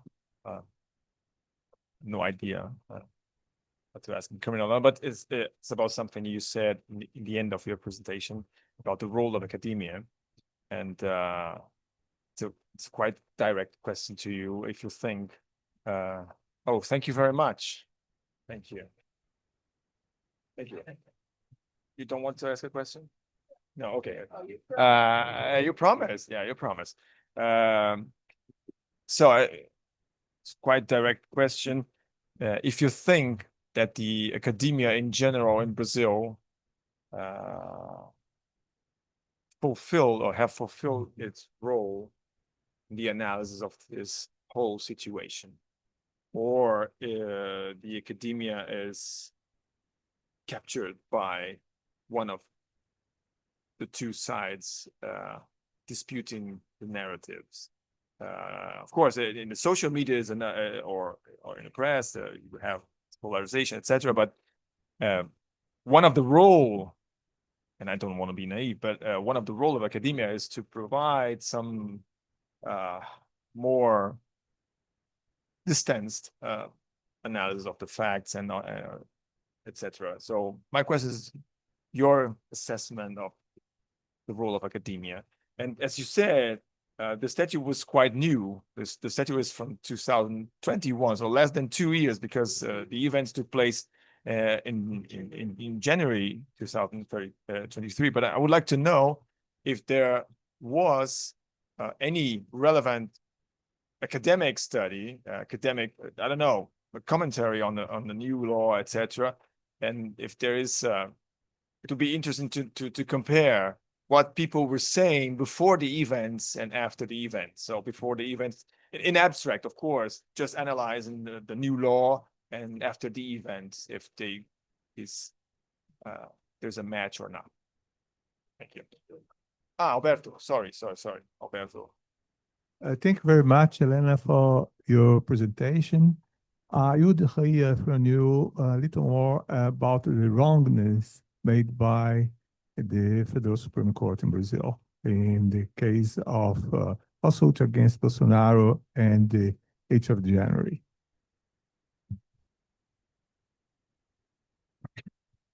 So thank you so much for the questions.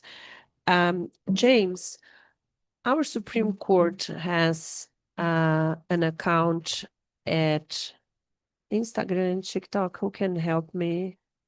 Instagram, yeah. And where it communicates a lot about the court's decision. I've never seen something at least trying to explain in a more light and funny, and we only have these reports.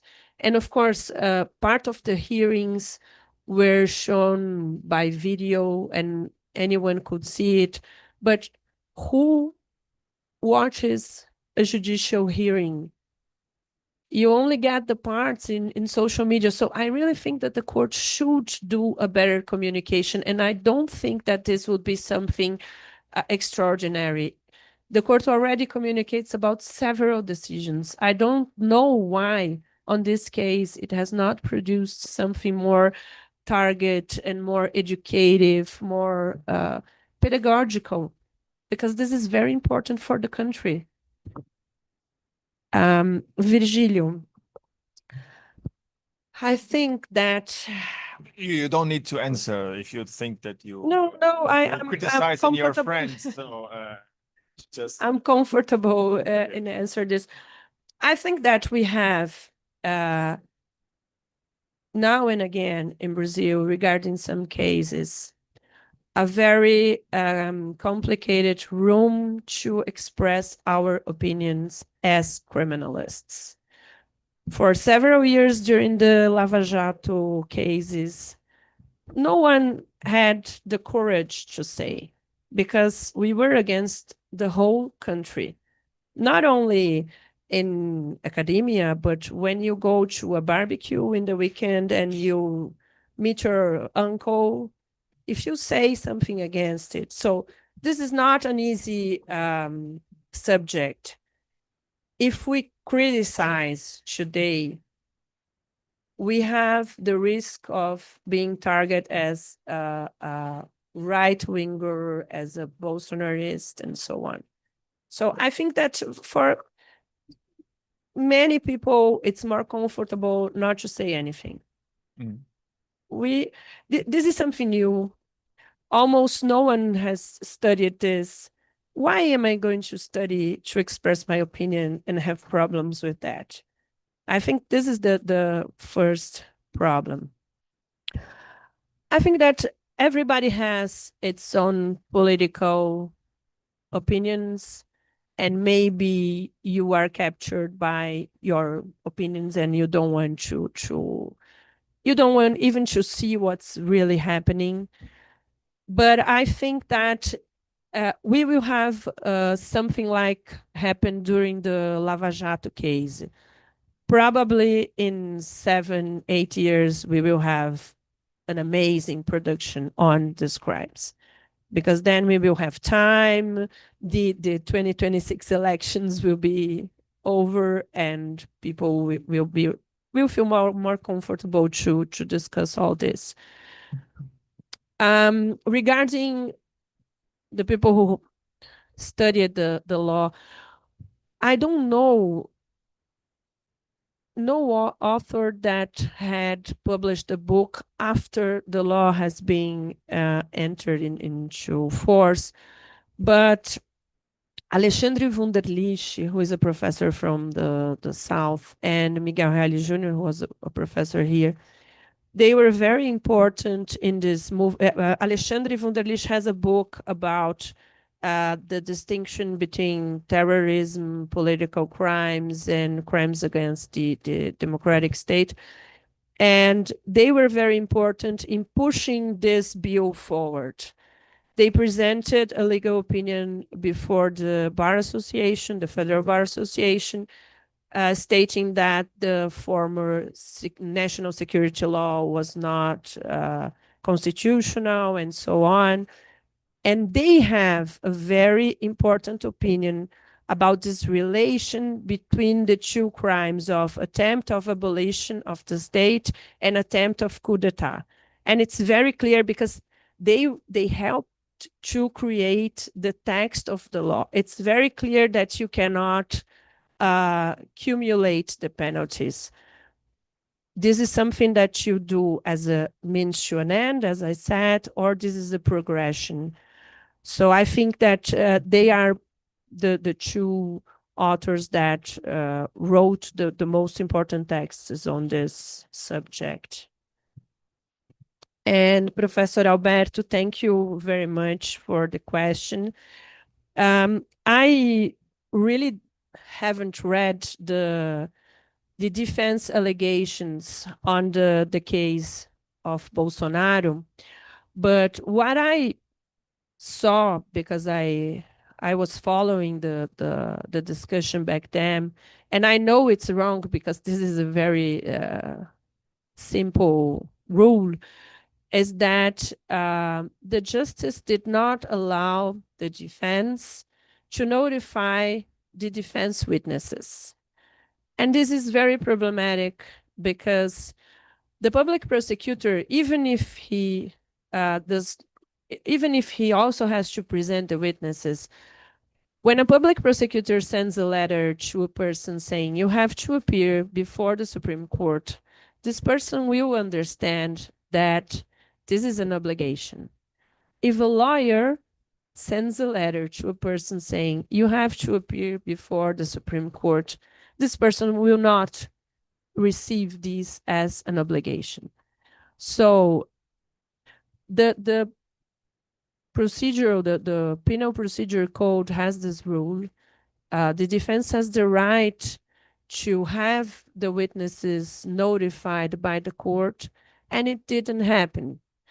I know we have to rush with the procedure because we don't want a sentence to be written in the 2-3 months before the election. I know there are several things related to the importance of the timing in this procedure, but we have rules, procedural rules that we have to follow. And I really don't think it would be so complicated to notify these witnesses. So this is something I consider, it may be seen as something minor, but this is something I consider a wrongness of the court. And of course, we don't have the final decision. We have to wait for it to see how the crimes will be applied. Well, I think no one believes that there will be an acquittal, no? But how the crimes will be applied, how the penalties will be applied. But up to now, I am sure that this was not the best decision regarding the defense witnesses. Thank you very much, Helena. Now we're running out of time, and we will have a 5 minutes break. It's okay, 5 minutes break. The people want to have a coffee. I hope it's a little bit better than in the morning. The coffee was not that good. It was, I have to explain, coffee is bought with public money, and so you have to have, it's complicated to buy coffee. So, and then we return. Yeah. So, oh, water, we'll get. Thank you very much, Helena. Thank you. The water, one important information, the water is coming. Oh, Elena, I think Niels wanted 2, 1, 2, and 4. Thank you. Okay, just 100 euros. Tem mais, Elena? Oh, there's more. I think there's more. Oh, perfect. Thank you very much. And oh.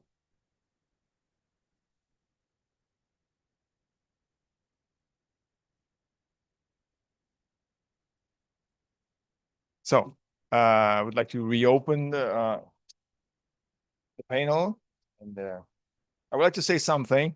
But Elena thanked Ronaldo and me for the organization. The organization is Ronaldo and his staff. I just help with things with self-interest that, for instance, vegetarian food or choosing restaurants. I have nothing to do with the organization. It's his work alone and his staff. Renato is not here. Yes. I just make sure that we will have vegetarian food. Okay, so let's begin with Professor StephanieKemme from Münster with her presentation, Studies on Group Focus, Enmity and Prejudice within the German Police Force. Thank you very much. Yeah. The floor is yours. Thank you. And from my side as well, thank you very much for the invitation for this interesting, almost now ending workshop. So there's just one last presentation. So you're a little bit tired, I guess, but I hope not to bother you too much, because now I want to present you some studies from Germany. It's criminological studies about the police. And it's completely different to everything we've heard before, because it's about data and figures, and so you'll find out. So first of all, when we talk about the police in Germany, so I have to manage here all these things, then we have to say that one thing up front, and there's no institution in Germany that Germans trust more. 81% of Germans trust the police, which is as high as trust rating for doctors. And as you can see, the second one is really small. It's the Constitutional Court. It's 74%. But the Bundestag, for example, the church, political parties, they fare poorly. So this is quite interesting, although we have a great topic on the police that moment in Germany. So why is it important to talk about the police? Now it's exactly happening what I didn't want to happen. And you had this, yeah, welcome in your world. Wait. Oh no. Okay. So why is it an issue to talk about group-focused enmity and prejudices in the German police? Right-wing motivated violence has increased significantly in Germany over the past 10 years. Germany is undergoing a period of social upheaval due to the high number of refugees.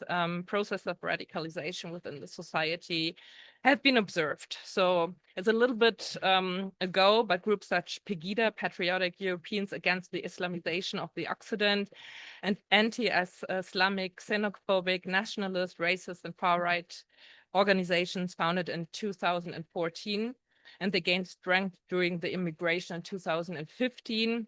And similarly, the AfD, Alternative for Germany, a far-right party, plays on prejudices and stereotypes, gathering so-called Wutbürger, so angry citizens and protest voters behind it.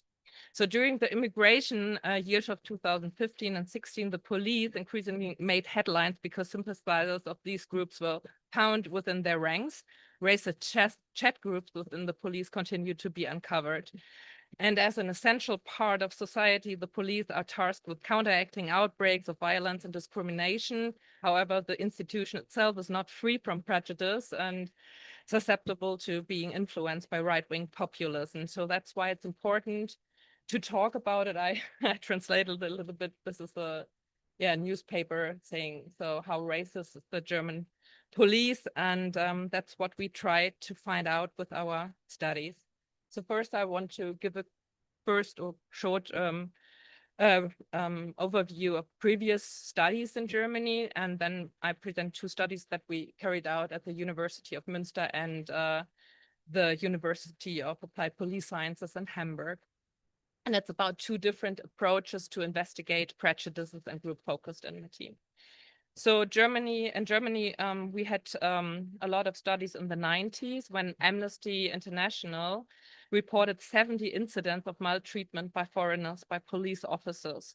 The first major qualitative project investigating police attitude was conducted by the Police Academy for Senior Officers in Münster. And they found that problematic professional contacts with foreigners increased the risk of generalizing negative views about them. And in the following period, we had a lot of quantitative studies investigating the attitudes, and it was found that high levels of stress, for example, in inter-ethnic contexts, were associated with higher levels of xenophobia. So this is what we've done before, and then we came into a period where it was a little bit where nothing happened, you could say. And then interest surged again in the 2000s, sparked by the discovery of right-wing extremist chat groups and the crimes of the National Socialist Underground at NSU. The killing of George Floyd in 2020 further fueled debates about racism in law enforcement, including in Germany, and calls grew for an investigation into racist attitudes among police officers.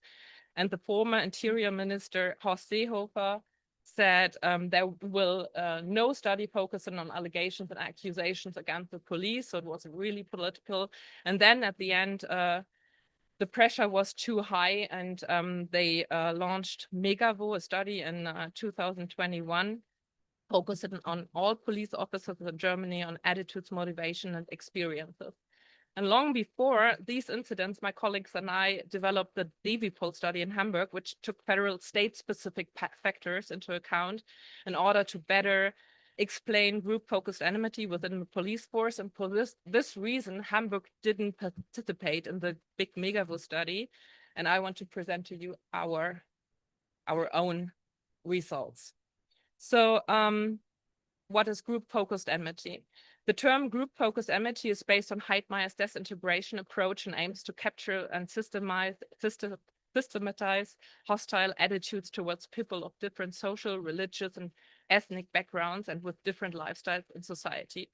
It has been shown that anti-minority attitudes and the devaluation of minority groups within the society represent a coherent syndrome. And this syndrome is called group-focused enmity. And you see it has a lot of aspects going on. It's always changed a little bit in recent research. So it denominates generalized derogatory attitudes towards outgroups rooted in an ideology of inequality. So it's measured basically this ideology of inequality. So our project, the DevoPol project, examined democracy-related attitudes and values, that's how we called it, within the Hamburg police force through an online self-report survey conducted in May and July 24. So it took us a long time to go into the field because trade union would try to hinder us to go into the field. They didn't like, of course, our investigations, and Mega was already starting, and so we had time pressure as well to start. So that's why the data are quite new, and we just carried out the study last year. So a total of almost 2,000 officers participated. We had a response rate of 18%. This is quite the same as in the big study, 20%. For a study that tries to reach everyone, it's a good rate, with the data weighted by gender and staff group to ensure representativeness. At the same time as the publication of our results in Hamburg, it was announced that disciplinary investigations had been launched against a total of 15 active and retired police officers for allegedly sending and receiving racist messages in chat groups. As a result, the findings received significant media attention. It was really horrible at that time. Okay, so let's look at some results. You see here the average values, and we try to compare these results because it's always a question with the general population. The Mitte study, this is the blue line, regularly surveys the German general population on group-focused enmity. The findings show that police officers express fewer prejudices than the general population. However, police officers rate asylum seekers significantly more negatively than the general population. This is the red one up there, and the green ones, they rate it a little better. But can these figures considered reassuring? We say no, because of 2 points. One of the most important explanatory factors for group-focused enmity is education. Since police officers are significantly better educated than the general population, one would expect their approval ratings to be markedly lower across all dimensions. Moreover, as the institutions holding the state's monopoly on the use of force, the police should be firmly anchored in democratic values. Another reason why these results cannot be viewed with complacency. This is one point, and that's what most people were interested in, so in the values. But we said in our research group, that's not really what's interesting about it. It's interesting what factors drive prejudices. And so I've just one example, because we're still calculating with the data, and this is like one thing we looked at working conditions.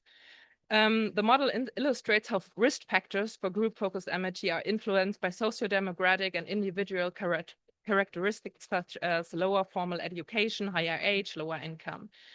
These characteristics interact with core social motives: belonging, understanding, controlling, self-enhancing, trusting.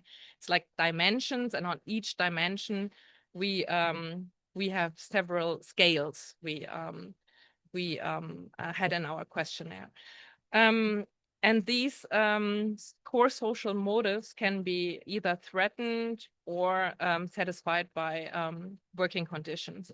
Ultimately, the interplay between these factors shape the likelihood of GFE, by affecting whether individuals' social motives are fulfilled or undermined in their social working environment. So we had some hypothesis, and I don't want to go into detail. I don't want to go into detail with this model. This is kind of what we calculated, but what you can see whenever you see the stars, that each of these dimensions are highly significant, but not all of the scales. But this just means that they're sometimes intercorrelated. And so if you take like every scale singularly, then you would find for every scale and then dimension significant results.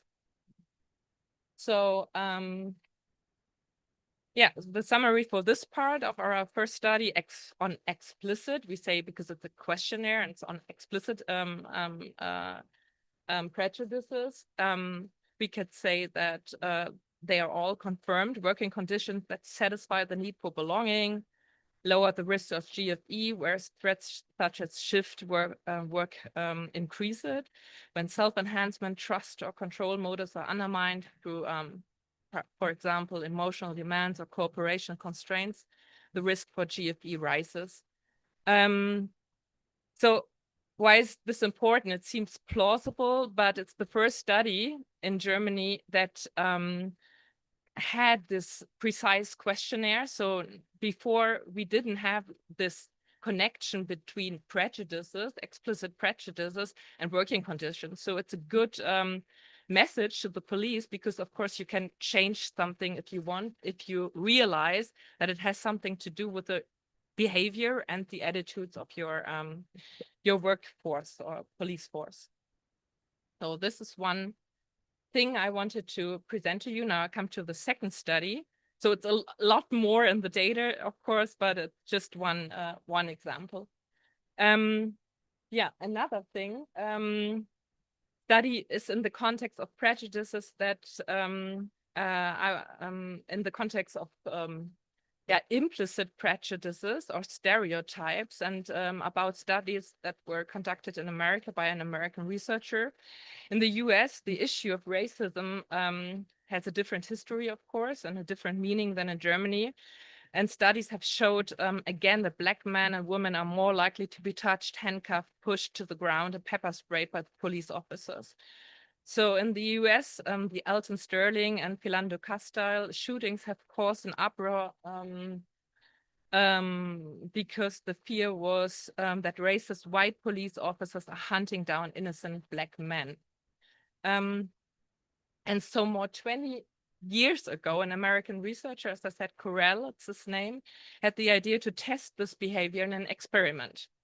The question was if the decision to use violence is influenced by the target's ethnicity.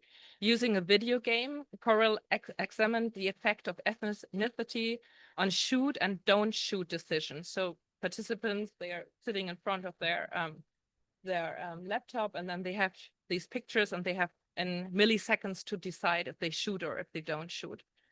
So it's an experiment, as I said, on implicit prejudices of police officers, and it was the first of its kind.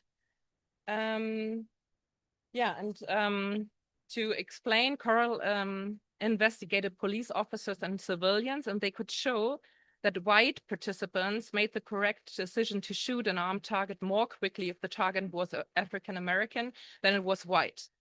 And they decided to not shoot an unarmed target more quickly if he was white than if he was Black. So this pattern is called the shooter's bias. And this the bias seems to be influenced by a stereotype of threat.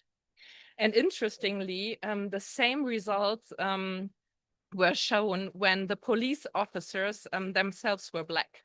So it's not a result of explicit prejudices. It's something implicit, and that's why they figured out must be a stereotype of a threat within a culture.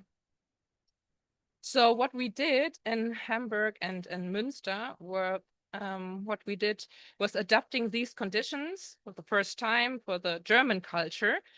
And as you know, in Germany, media, especially after 9/11, supports the image of threat with regard to Muslims in Germany. So some covers of German magazines are chosen here to as examples. So in our video game, the black targets have been replaced by people who are read as threatening in Germany because of their phenotype. People with black hair, slightly darker skin color, a beard, are usually classified as being Arab, Turkish, or Muslim origin, even if this classification, of course, is not possible, of course, due to this stereotype, phenotype. So our design, after having played this video game, participant completed a questionnaire again, designed to measure prejudice and stereotypes. So you have to understand that the video game itself is the implicit prejudice, and the questionnaire again is the measure of explicit prejudices. And it's just some examples how we operationally, I don't know. My tongue is getting. Can you help me, James? Yes, thank you. Okay, a total of 230 police officers participated in the study 1, and 100 civilians, which is quite a lot for an experiment. And in the study 2, we had 134 police officers and 156 civilians. So we have also had some hypotheses. We assumed in our study that police officers show the shooter bias, but they produce less errors than civilians. They are better in differentiating between armed and unarmed targets than civilians. They are less willingness to shoot when the target is Arab than the civilians. In general, we assume that police officers have more prejudices than civilians.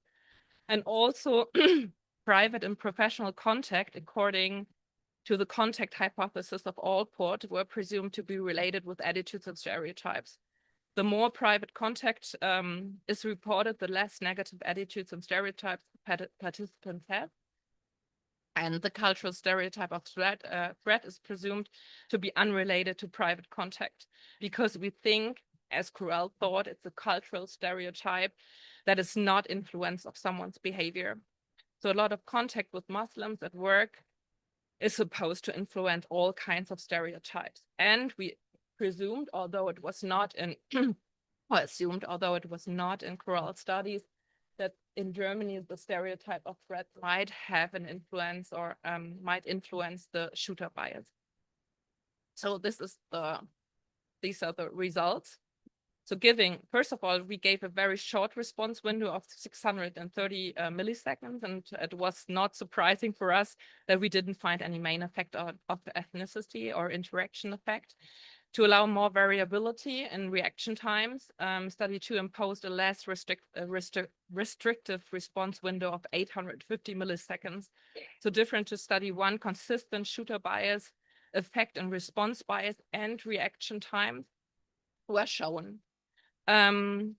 These shooter bias were largely driven by faster reactions, fewer errors for armed Arab targets, for armed Arab versus white targets. In other words, it is more probable to miss a white target, even if he is armed, than to miss an Arab target. So this is basically the shooter bias, and this is what we expected. So now we look a little bit of take a look at the explicit prejudices.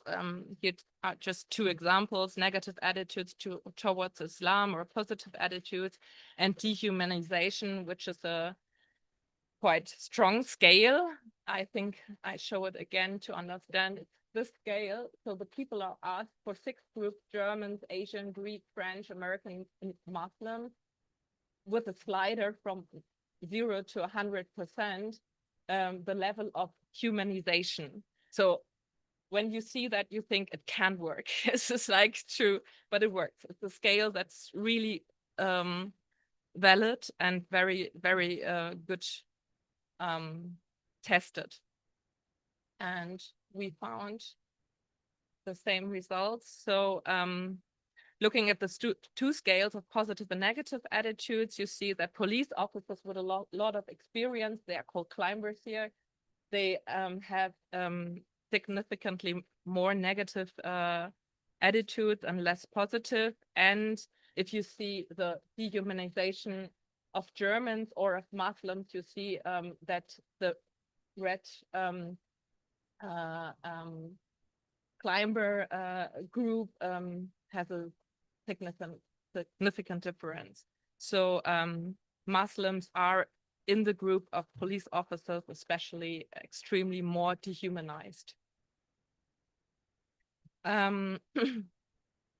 So as I've said, we've run several regression models with different attitudes and stereotypes as dependent variables and private contact as independent variable. We controlled, of course, for age, sex, and education.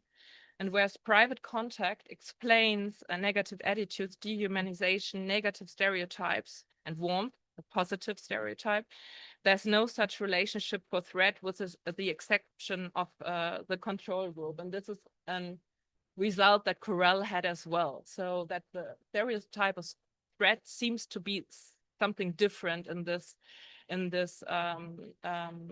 network of stereotypes. And extending the model for the group of climbers, this is what you see here. Adding the independent variable of contact in a professional contact, which is for a police officer mainly negative contact. We see a slight influence on the stereotype of threat, whereas professional contact with Muslims has great impact on all attitudes and stereotypes as we expected it.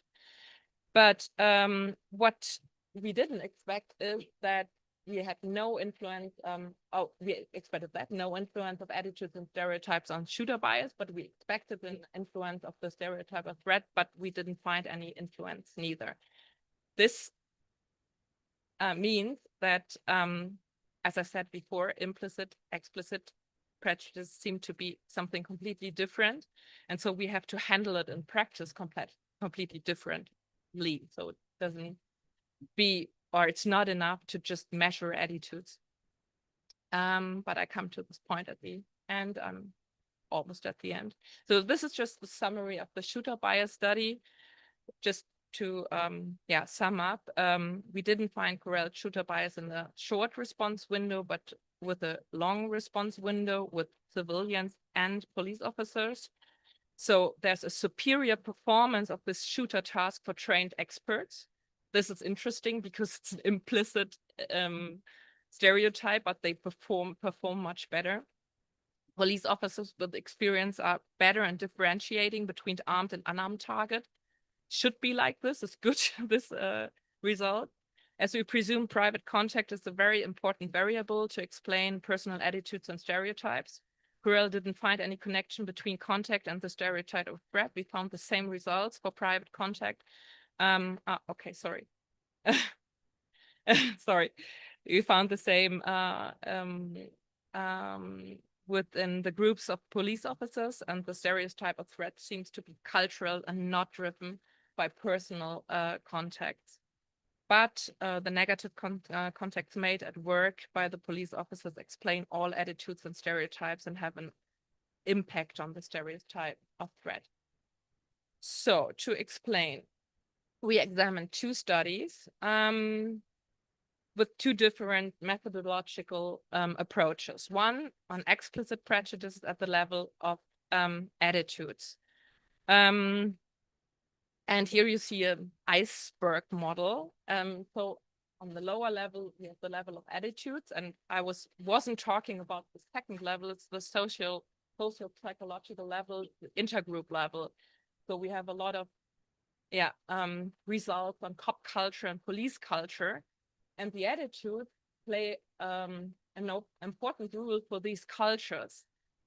And the tip of the iceberg, this is the behavior, and everybody's talking about the behavior in the media. It's about racial profiling, it's about discriminating, about hate crimes, as well the level of behaviors, the chat groups, of course. But one thing in psychology is that, of course, there's it's not possible from the attitude to say anything about later behavior. So there is not a necessary relationship or a clear relationship. But of course, there's a risk. When we found attitudes, there's a higher risk that you perform later on, or you might perform later on discriminating behavior. So so what we demonstrated in DEVIPOL demonstrate that's not only the extent of prejudice that matters. And in fact, everybody's interested in that, but it's not really interesting. And much more interesting what drives these factors for two reasons. Because first of all, we can't really say anything about the behavior. So that's why attitudes are more interesting for these driving factors to make some better conditions, for example, work conditions, or to do something in intercultural competences, for example, for police officers.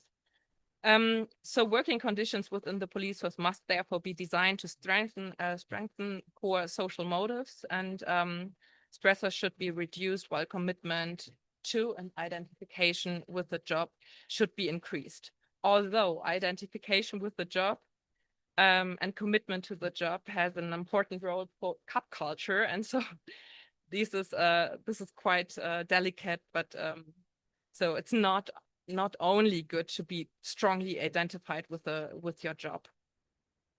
And shooter bias at the level of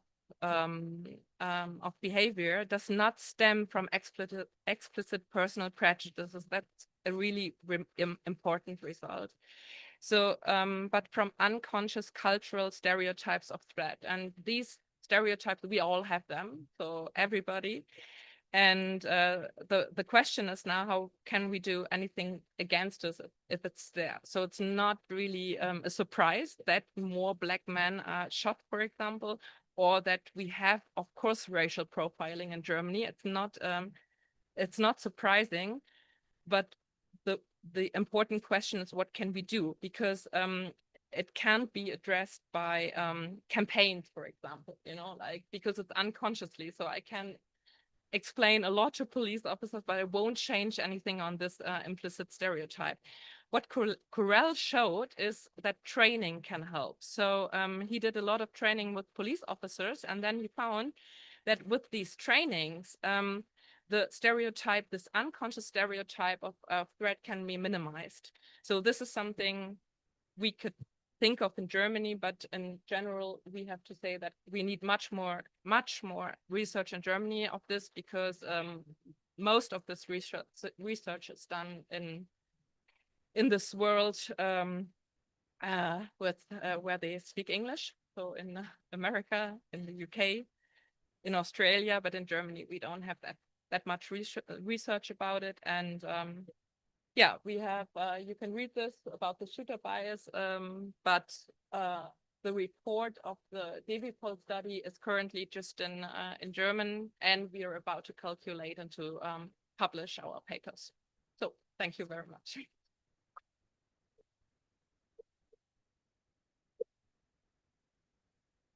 Okay, thank you very much. We have already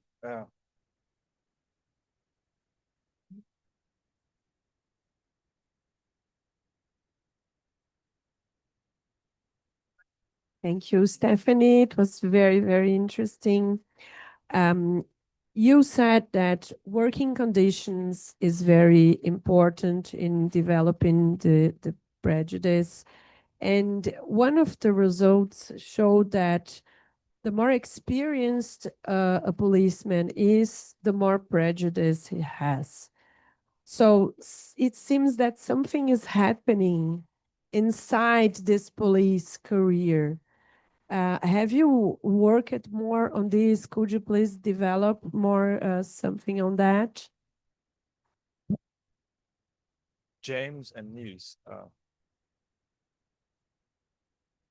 Thanks. So always good to have some real data as opposed to the rest of us who don't. So I had just two little things. This, of course, is not really my field, but it is very interesting. One thing is, I am struck by the high level of trust in the police. Is there some connection? This is you know, in general, I'm struck by it, but the one point I wanted to ask about is, if I understood your graph correctly, the place where the police have more bias than the average population is towards asylum seekers. I'm assuming that asylum seekers were not in the poll of trusting the police. Is it the case, in other words, that that trust figure is excluding the groups to which the police are most negative on the data? The other question I wanted to ask is the very simple outsiders question, which is, if I understood you correctly, what you're saying is that you can duplicate some of the findings that we know from the US criminological literature in Germany. But of course, in the US, that's correlated with very low levels of trust in the police. And here it's correlated apparently with very high levels of trust in the police. That's interesting. And I'd like to know why. Thank you. Yeah. Niels? Thank you, Stephanie. I have two questions. The first one, and both on the first study that you did. You compared your study with a study of the general population, the Mitte study. Was the response rate of this comparison study about the same? Or, I mean, if it was significantly higher than your response rate, then the effect that police has, it might be that it's just the people who would have shown more negative attitudes just didn't respond, right? And the second one is, you said, I guess there was no way to control for education, because you said we should expect less negative attitudes by the police because of higher education. So if you say that, then I guess there's no way to control for education. But then the question is, well, how much should we expect the police to have less negative attitudes than the general population? So I was wondering in the standard that one could apply there. Yeah, three questions, yeah. Thank you for the very good question. So yeah, you are not so tired. So yeah, you've remarked, or you've seen something that's true. So we did some studies about what we call a socialization effect and selection effect and these police studies. So first is, yeah, it's about old studies, and everybody said the selection effect, that there are special personalities looking for authoritarian jobs, like being in the police or being at other controlling jobs. Yeah, and in fact we looked at this in our data, and we've seen that in Germany now we don't have these selection effects anymore. So it was 20 or 30 years ago, and especially in America, you've seen this really special personalities looking for these jobs. So first, this is first thing. Why don't we have these selection effects no more? It's because we have the academization of the police, and that's why I said they are really high educated. All of them went to, or made an Abitur in Germany, or finished high school. And yeah, and this is not surprising, and it's a good answer, and it's a good for this academization.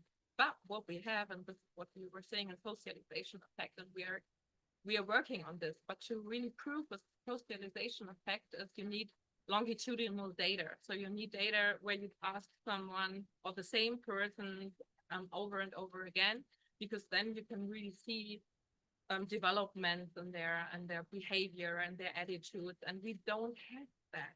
We have one study in North Rhine-Westphalia from a researcher, and he started with the students. Then they did their stage, and then he asked them 3 times. So in the beginning, after the first stage, and then when they started to work.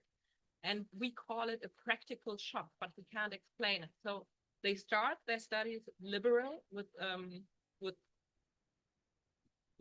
less prejudices, then they go into practice and they come back and then they have much more prejudice and stereotypes. And we think it's because of what they learn in practice, and it's that much different to what they learn at the police university. So, but we can't really explain, because then we have to look into the culture of how they are trained in practice. So, but this is, we have some hypothesis, but it's not proven. But we know that it's there, the socialization effect, so it's very good observed. So the next thing is trust. It's true. The trust is in America much lower, much lower. And you are right. When we look at this trust separately, then we see that the people with the less trust, how do you say that? In Germany are the people with the migration background. So as you were right, so asylum seekers, they don't have 81 or not 81% of trust in the police. And you are right, it's the same. The Mitte study tries to ask the whole population, and they try to have every 2 or 3 years regularly, but not yeah, the next one is coming up now. But of course, you can't really weighten the effect of that you don't have enough asylum seekers or people with migration background in your sample, and this is a big problem, of course. And yeah, right. If we had data about them, we would say, of course, they trust the police less than other people. Yeah, but what we still see in comparison with a lot of other countries, that the police is an institution in Germany that's trusted most, and even for that we don't have really explanations. If you've seen on the first slide, people voting for the AfD don't trust at all. So our society is on the way to be polarized, and so we have a lot of people trusting less, and I think that the rates will go down.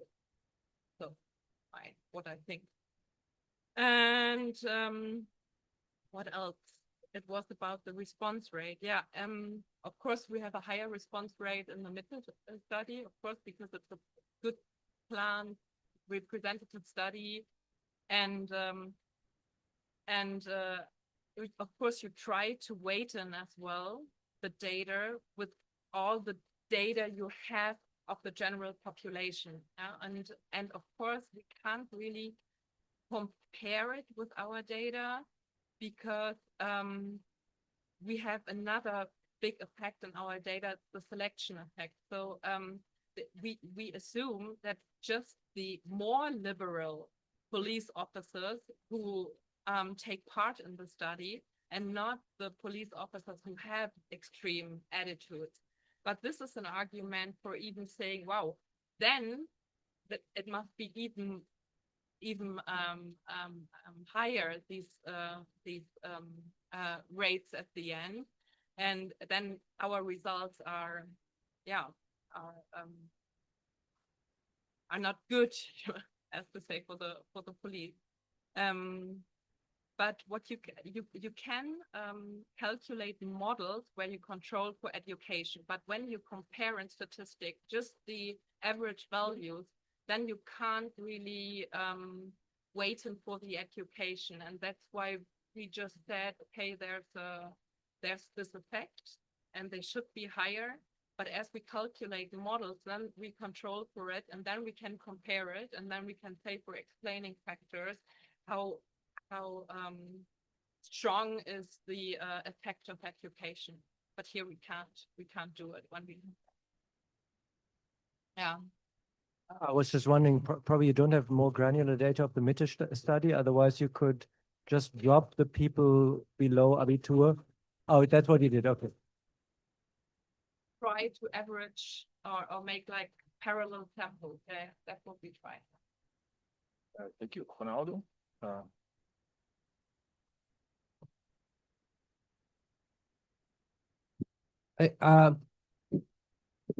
the title of your paper is Shooter Biases and Stereotypes.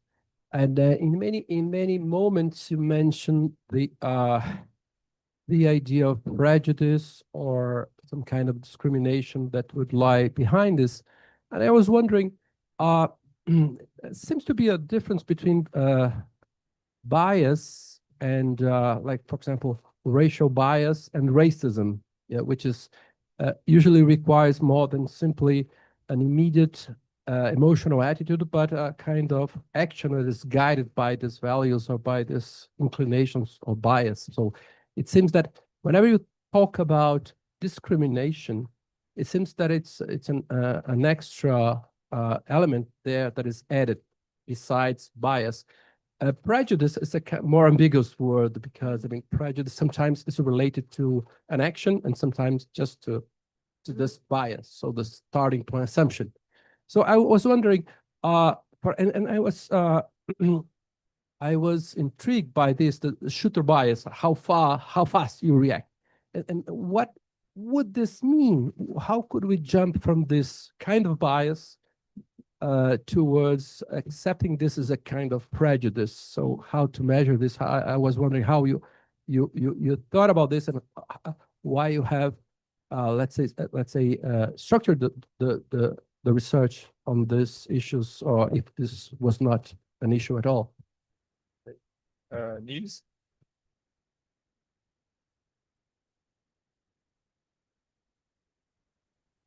I have a little remark concerning the trust in the police in Germany and defining.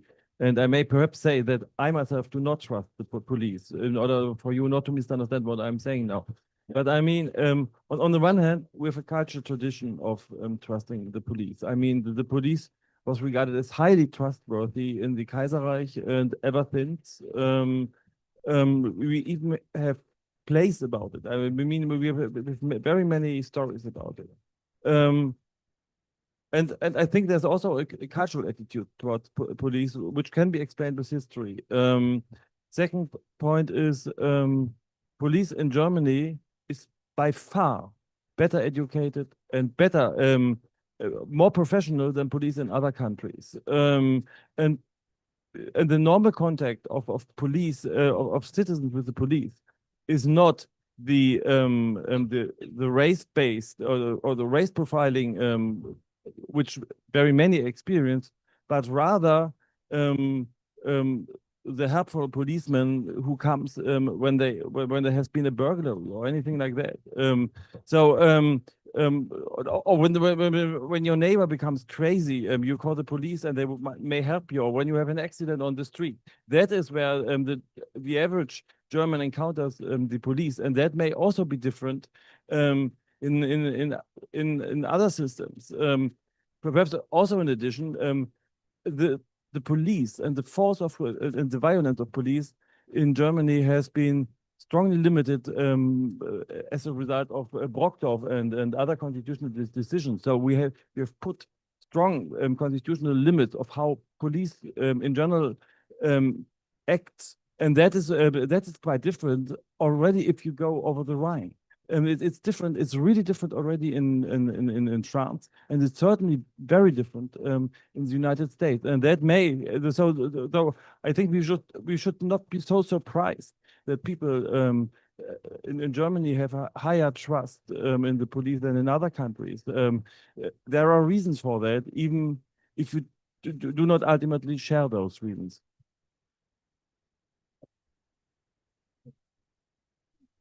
Yeah. It was about the bias.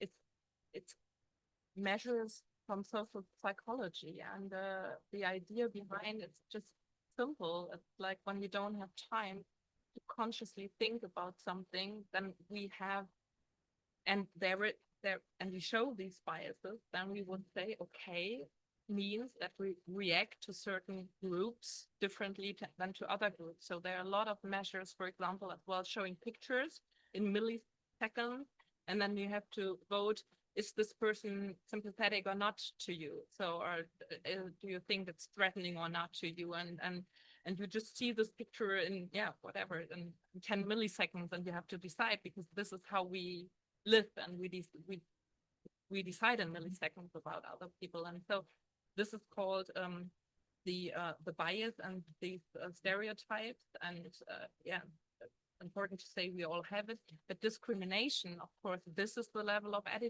of behavior.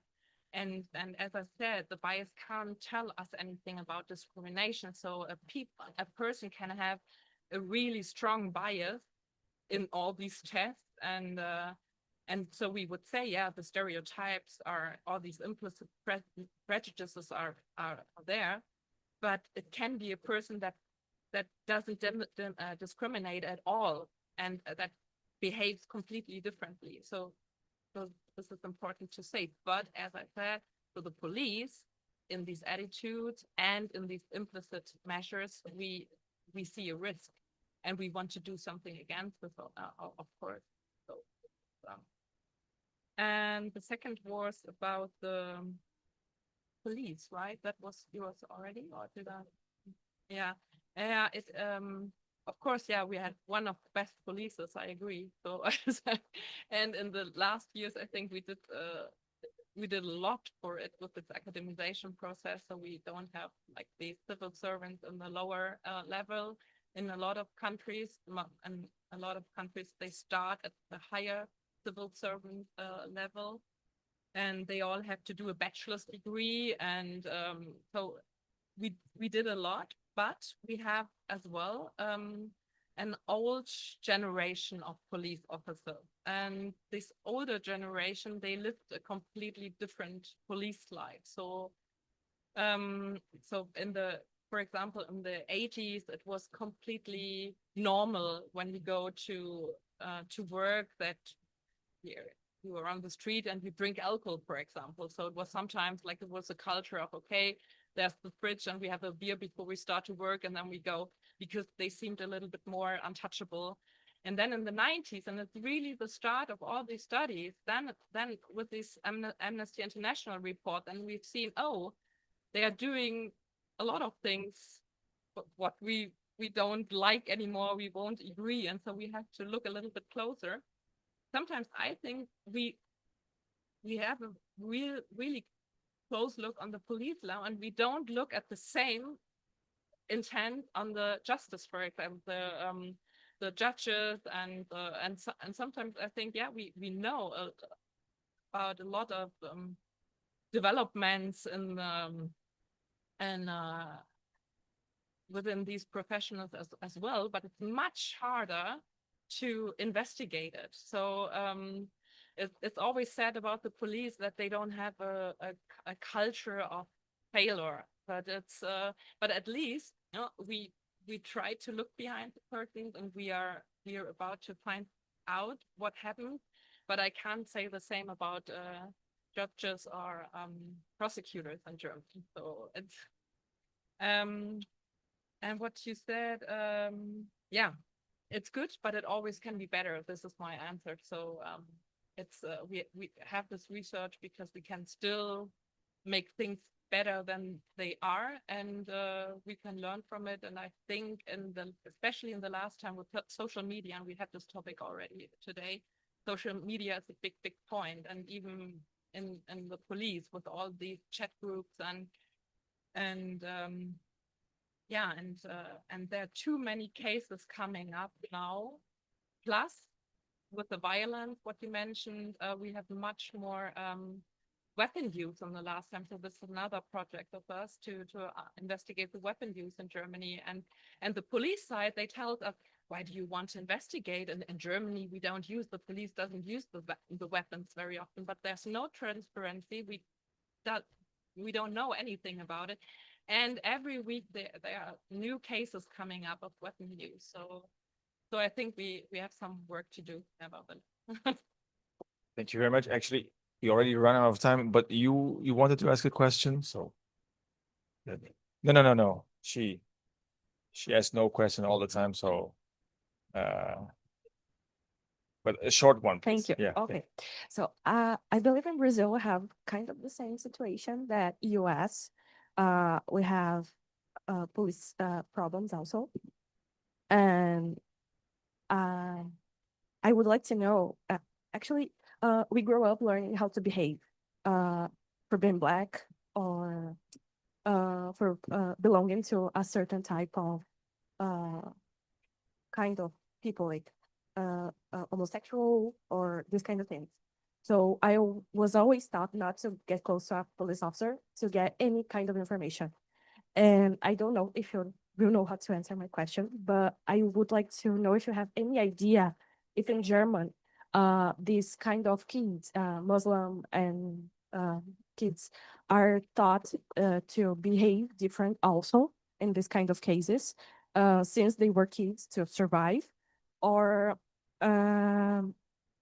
and if they approach these people like, or no, if they You don't know. mean if the people with The police.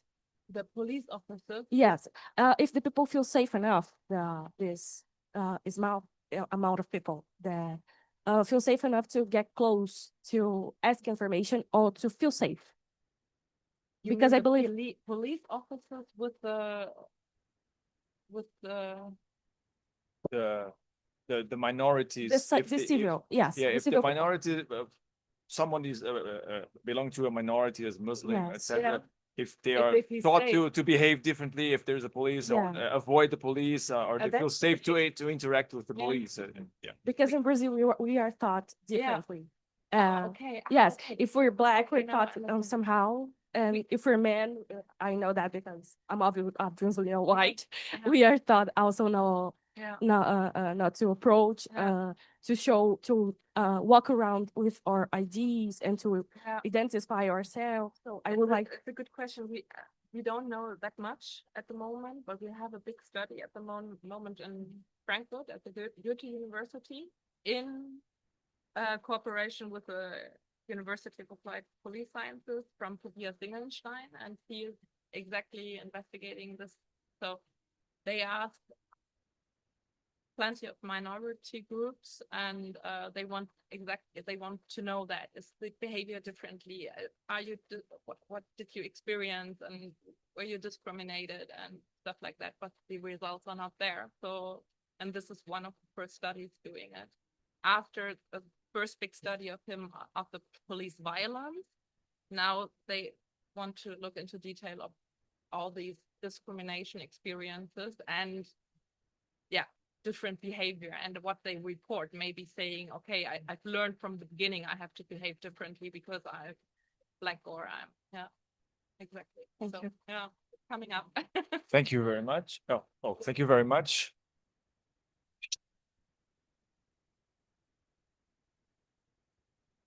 You and I invite Juliana to start immediately. But I thought it's just long otherwise. Yeah, I have to. Oh, fine. Não,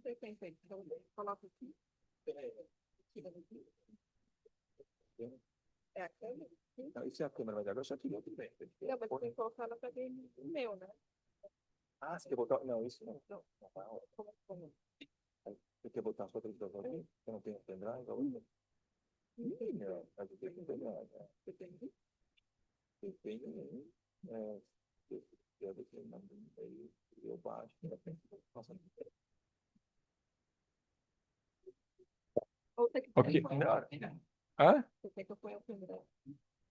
Tanto faz. Se você não tiver medo de botar pendrive meu aí, eu não sei. We need 1.5 minutes to work here in the presentation. And then we will start. This helps.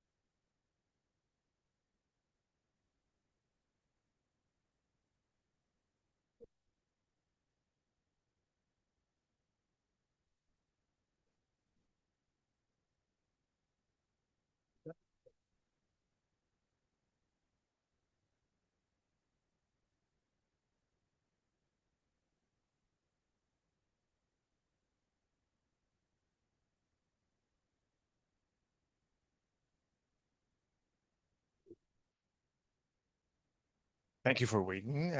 We're starting our last presentation. Yeah. Of these 2 long days, full of discussion, and Juliana Kruger Pella, whose presentation is Paradoxes in Intellectual Property.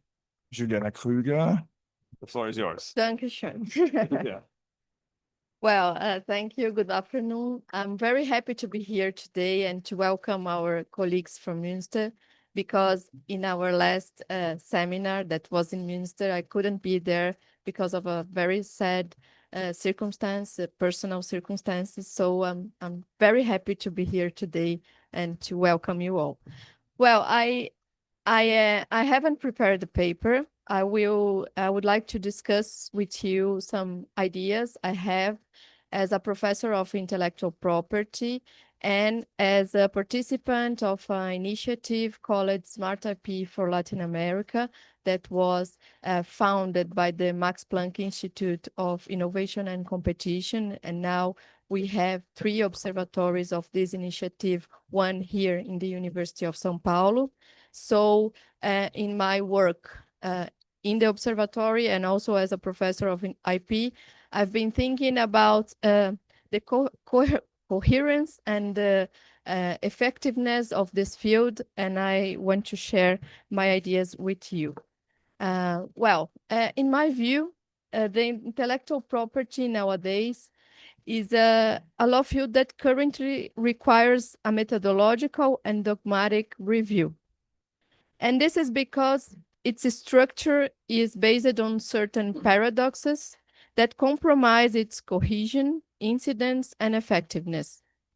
And I will now try to explain these paradoxes, but I will not reach its solution. I will not suggest the review I envisage, because I'm not sure of it yet. So I won't reach the solution. My purpose today is only to explore the diagnosis. And the diagnosis is written there. So as a legal discipline, the IP needs, in my view, a proper revision. And because of, there are some paradoxes. And the first one is the classification, the qualification of intellectual property as property.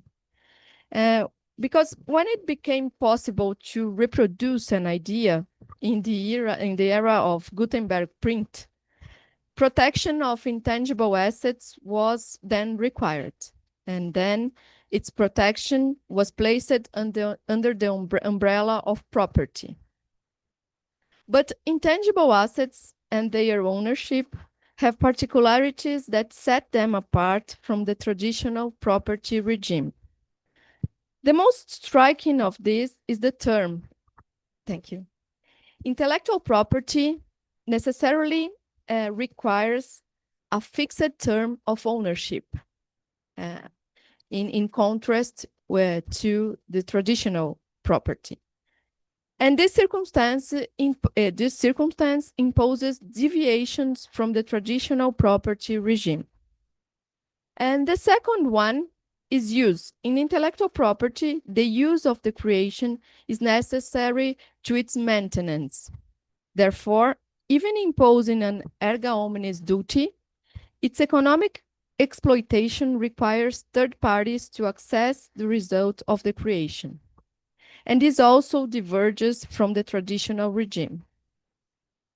In addition, classifying property, intellectual property, or the protection of immaterial creations as property requires an effort to discipline the overlap between 2 types of property: the ownership of the good itself, in which the creation is incorporated, and the ownership of the intellectual property itself, the immaterial creation. Hence, the construction of the theory of the exhaustion of rights of IP rights resulting from the circulation of the product itself. So it was needed to create a proper theory of exhaustion of rights to deal with this overlap. And finally, in my view, the classification as property limits the solutions to the challenges posed by digital economy and generative artificial intelligence, especially in the case of copyright, since property offers absolute rights to its owner and does not recognize transformative uses or contributions by the recipients of the information of the technology. So this is, for me, the first paradox of intellectual property. The second one deals with its justification, the fundamentals of intellectual property. The justification of intellectual property is often bounded or related to innovation. So intellectual property is considered a mean to achieve innovation. Without intellectual property, there would be no innovation. But as Mark Lemley says, and also Stiglitz, there's no empirical evidence for this claim. On the contrary, there are important counterexamples, markets where there is innovation without the resource to IP. And finally, there is an inconsistency of this in this explanation with the attribution of a uniform term for the protection of industrial creations in all markets. I mean that the term for an invention to be protected by a patent is 20 years, regardless it's medicine or an equipment. And finally, there are branches of intellectual property that do not directly relate to innovation.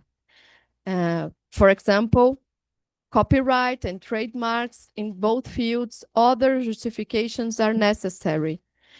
For example, for copyrights, the personality rights, and for trademarks, competition.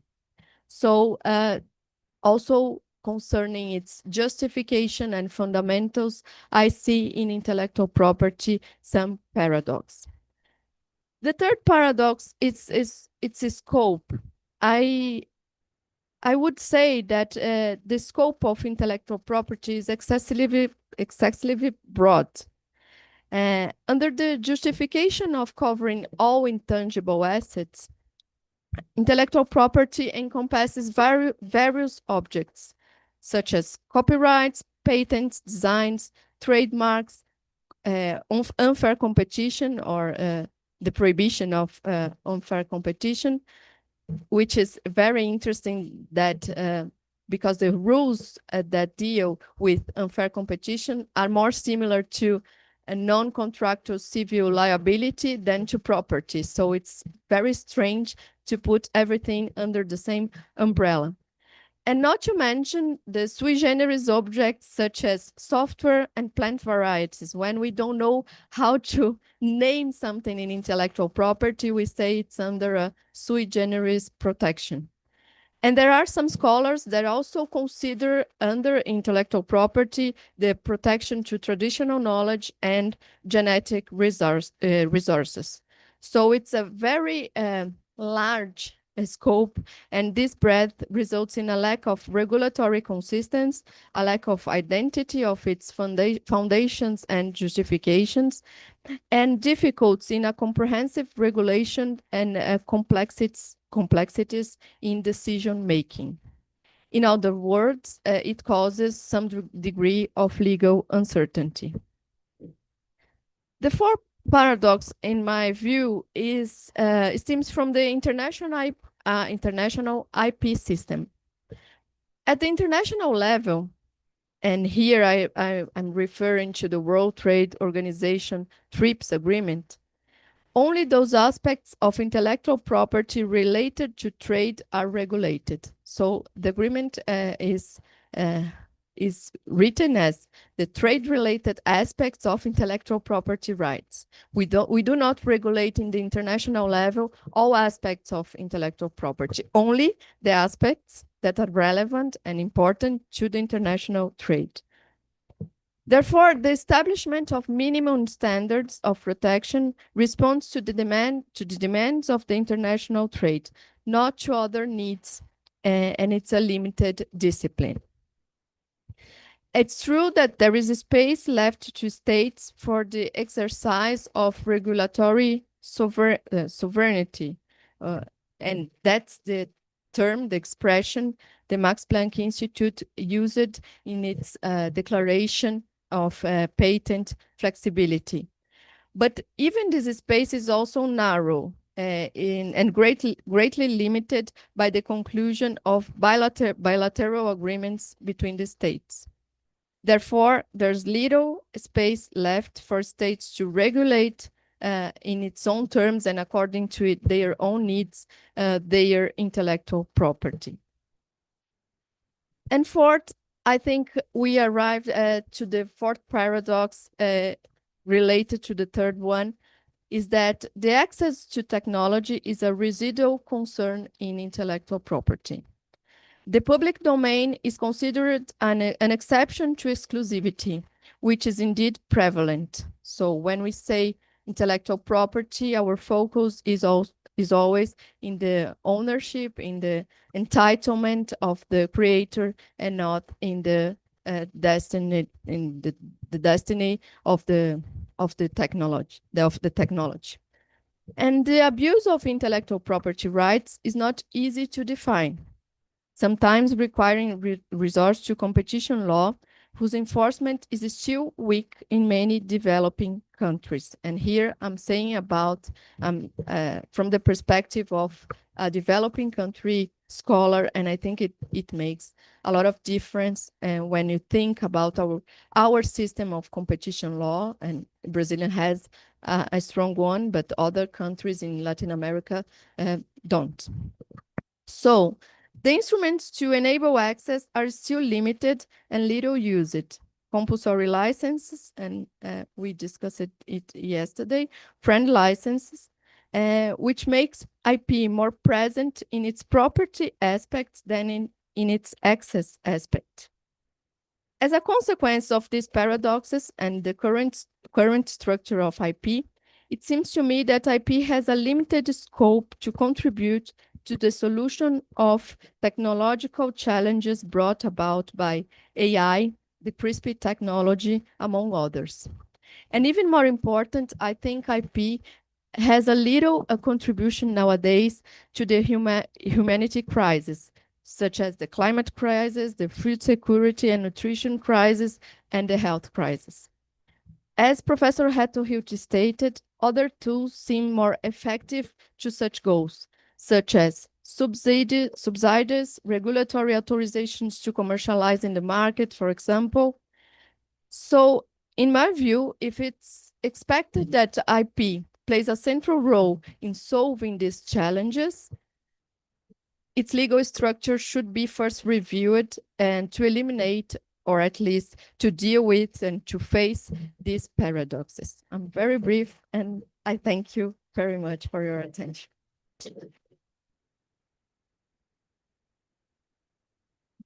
Thank you very much, Juliana. So, floor is open for questions.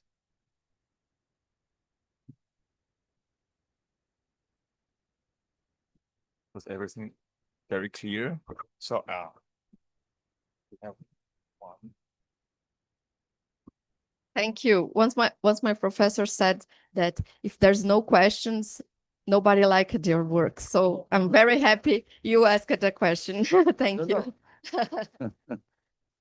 No, I thought your presentation very persuasive, but you asked more questions than you presented us with solutions, and very hard indeed to think that your questions are not persuasive, but it's even harder to give solutions when you don't have them at this moment. So that's why I think everybody's hesitating to ask questions. My first remark is not a question, but you questioned the use of the word property. Rightly so. And I just want to tell you, but you should surely already know that in Germany we have another term, Materialgüterrecht. So that comes without property. But it's hard to translate this into an English term. It's legally protected immaterial right. Yeah. That doesn't sound good. So for the time being, I don't find intellectual property rights so bad. And second remark, you questioned whether IP rights do really foster innovation. That might be true for copyright and trademark protection. That's definitely true. But don't you think, and that's a real question, that patents do foster innovation? I mean, if you're a pharmaceutical company trying to market a new drug, then you have to invest billions and billions of dollars into research and clinical studies and stuff. Would you do so if you've got success? Then comes a generic pharmaceutical company and says, hey, yeah, that's right, that's a good idea, we will market it. So I think in some areas of our economy, you essentially need patent protection to cover the risk of innovation. But that's a question with more insight, but Thank you. We have one question here, and then. I was wondering, Professor, we had this class before. I'm your student, as you know, and I was wondering if, at the same time that it opens a lot of questions of what would be this unifying thread of IP. Maybe one answer would be to open to another disciplines, maybe economy, and maybe an answer to this would be that, I'm thinking Brazil, and maybe we take this from Germany. We try to explain things by their legal nature. I think in the United States, people are more pragmatic, and they usually talk about economic function. Do you consider now seeing intellectual property or defining it by an economic function would solve this methodological, this theoretical debate we have? Yes. Pode pegar mais uma?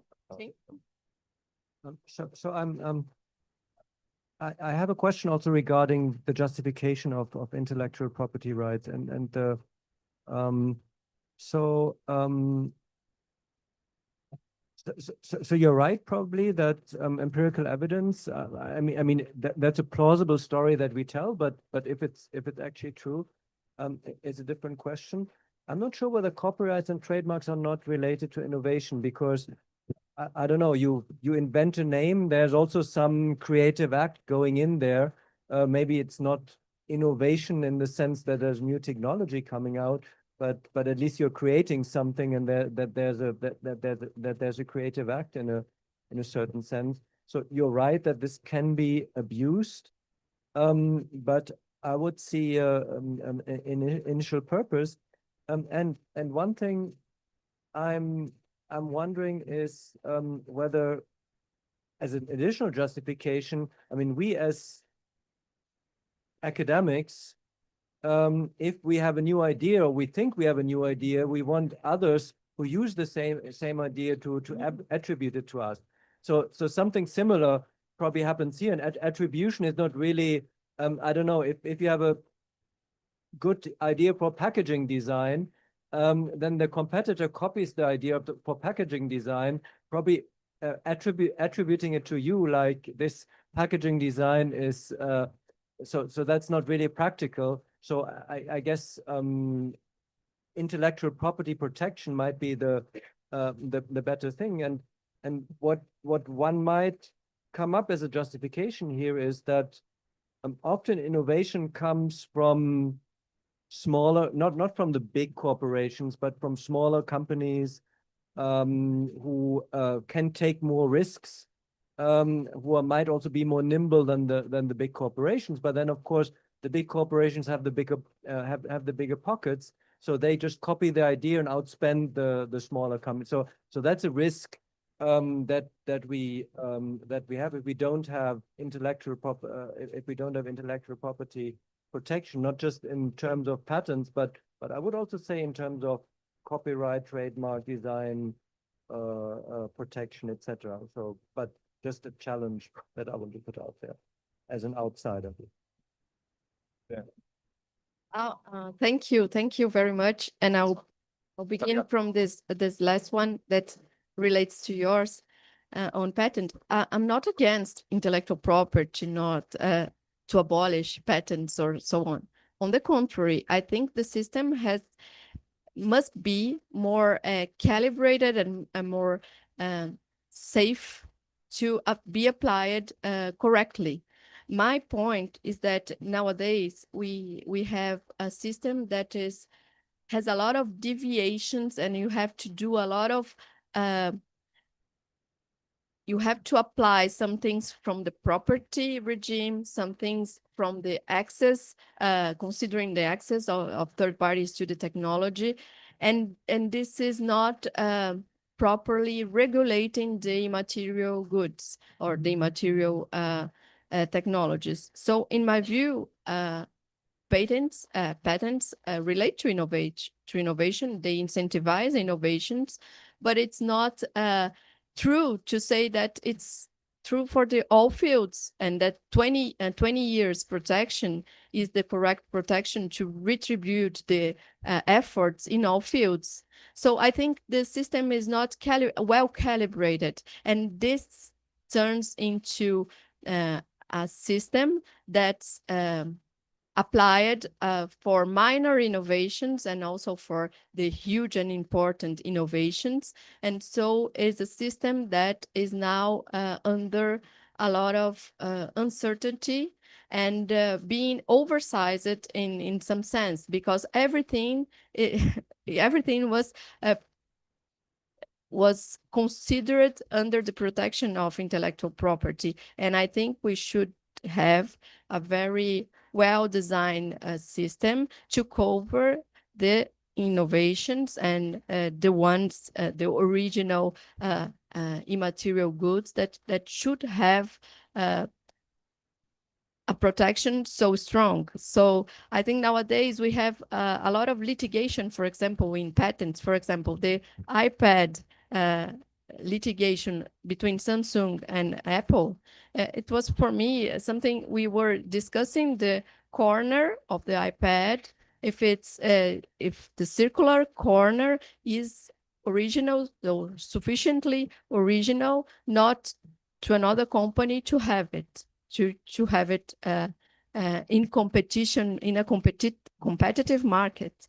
So in my view, we should have patent and patent as an incentivation, in an incentive to innovation, but we should calibrate and also think, not in a rhetorical way, all patents, all copyright, all trademarks relates to innovation, because, and I think Max Planck has also another position paper on that, when they were discussing the vaccines and the COVID access to vaccines, to COVID vaccines.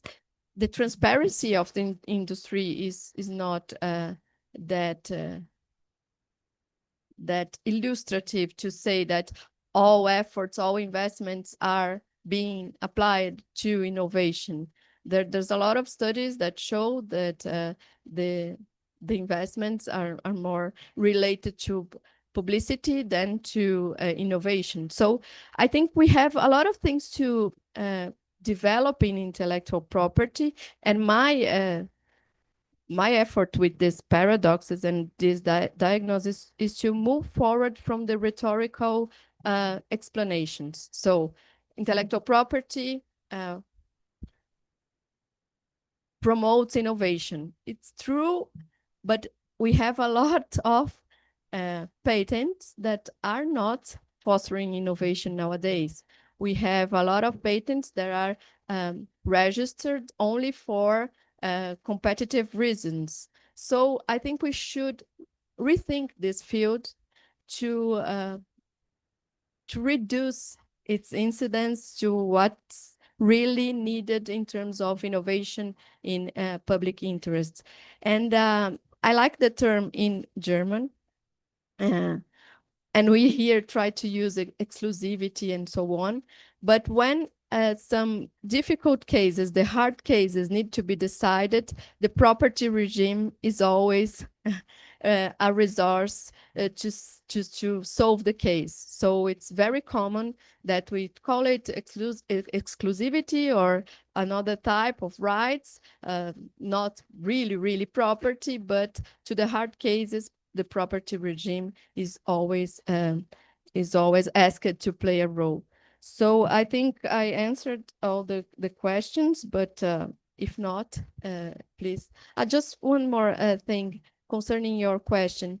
There are some scholars that say that competition would be sufficient to regulate the market without IP. I don't believe in that, but I think IP is oversized nowadays, encompassing a lot of things that are not really original or innovation. Ronaldo, where's the microphone? Yeah, Ronaldo, please.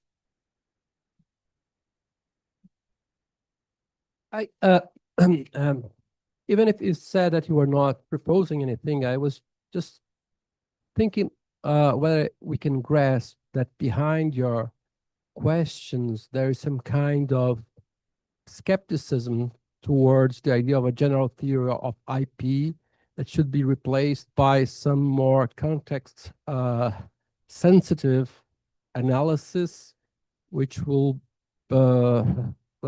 lead to a kind of pluralistic or more, I don't know, some kind of fragmentation of the whole theory of IP. Is that what you have in mind? Something similar happened in contract law and many other areas that legal culture has been in the process of abandoning the ambition of the grand theory. Do you think that we're still trapped in this model of some kind of grand theory that is not enough?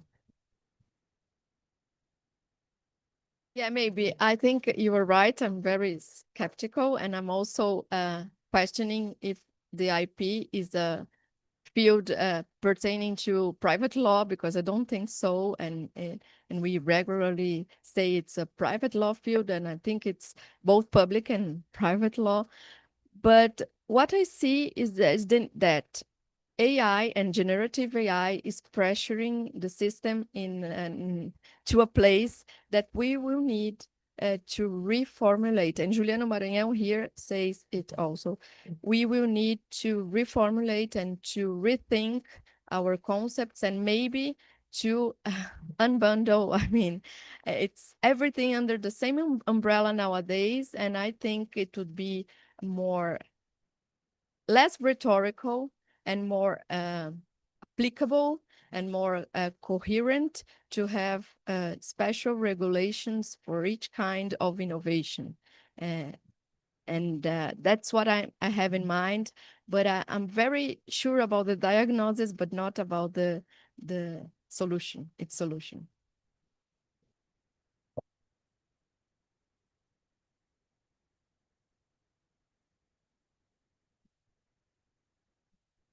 Just one more question. You said IP is oversized.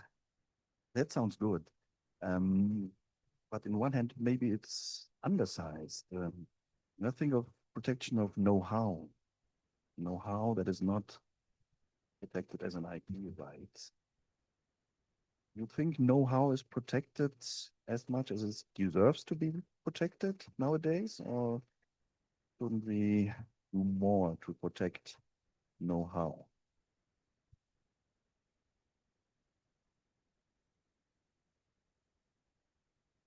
I would say that know-how and for us also trade secret, because we here in Brazil, we don't have proper regulation specific for trade secret. nowadays it's protected under the IP side by the unfair competition rule. But it's sufficiently protected, I think, and it's my, I think, practical experience by contracts. We have a lot of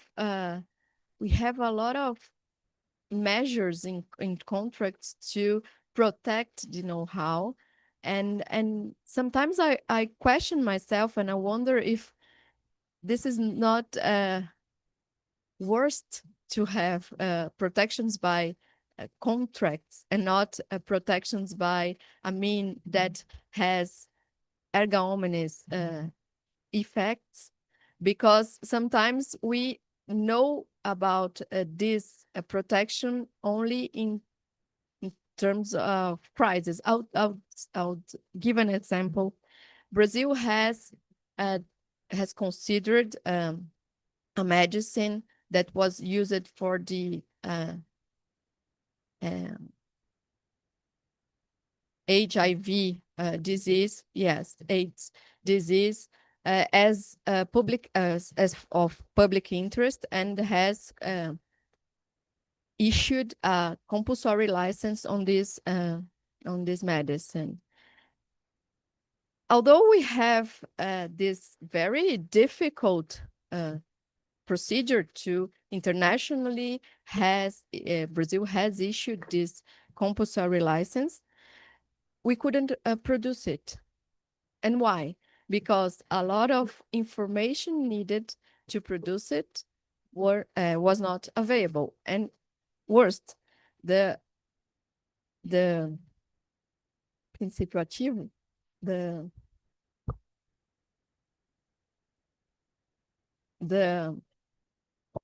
substance needed that was the basis of the medicine was under an exclusivity agreement, exclusivity agreement between the owner of the patent and their suppliers from India. And we couldn't reach the substances. So we had to try to get the substance from another source because of a contractual restriction.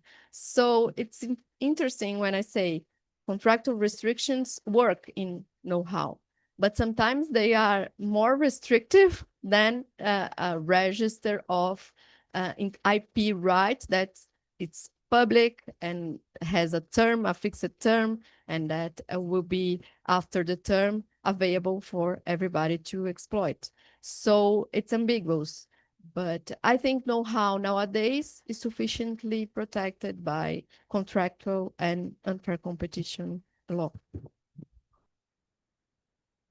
Okay. See any further questions? I just look at its active ingredient. No idea. I don't know. I just so thank you very much, Juliana. And so we finished our main part of the afternoon. Then I call Ronaldo and News to say some final words. Thank you very much, all of you, for your.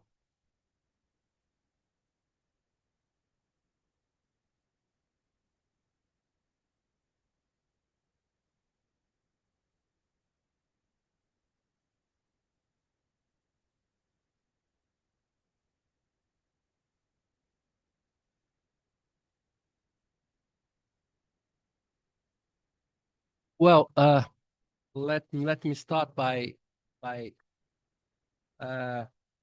saying that I'm very glad. I think we had a wonderful meeting these 2 days. It was very much what we expected from it. We had opportunity not only to know each other better, but also I was commenting this. We had opportunity to have a kind of interdisciplinary discussion, which not always happen here among us. We have the privilege to have this kind of interdisciplinary discussion debates with you from Münster. So it is really good. This is something that sometimes we in this age of specialization, we sometimes forget, we almost don't have time for our own area, that we forget that we should attend discussions on different areas. And here we have a wonderful sample of these different dimensions from constitutional law, institutional innovation, criminal law, patent law. So this is wonderful. It's really very, very rich. And I was very glad to have the opportunity to spend the whole days with you. I'd like also to thank all of those who helped us to organize this, and especially Niels was the center. But I'd like to thank you all for coming here. Germany and Brazil is not so close, so I know many people arrived here, jet lagged, tired, and they stayed strong to the end of this debate. It was seminar. It was really good, a wonderful experience, and I'd like to thank those students who helped us. Renato played a very special role in helping these connections.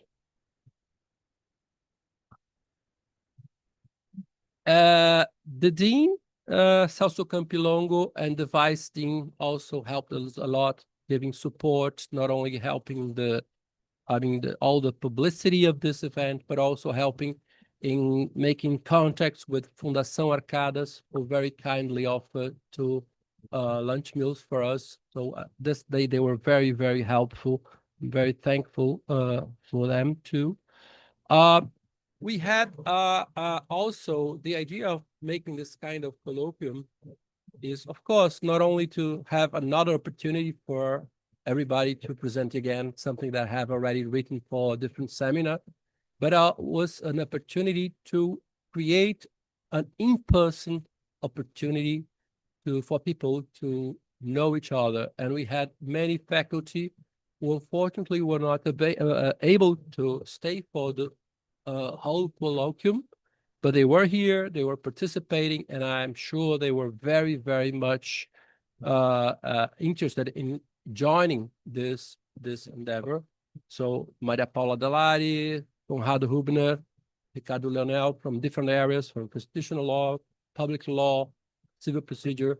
They were people who were very much interested in this too. And we had also some faculty from different institutions.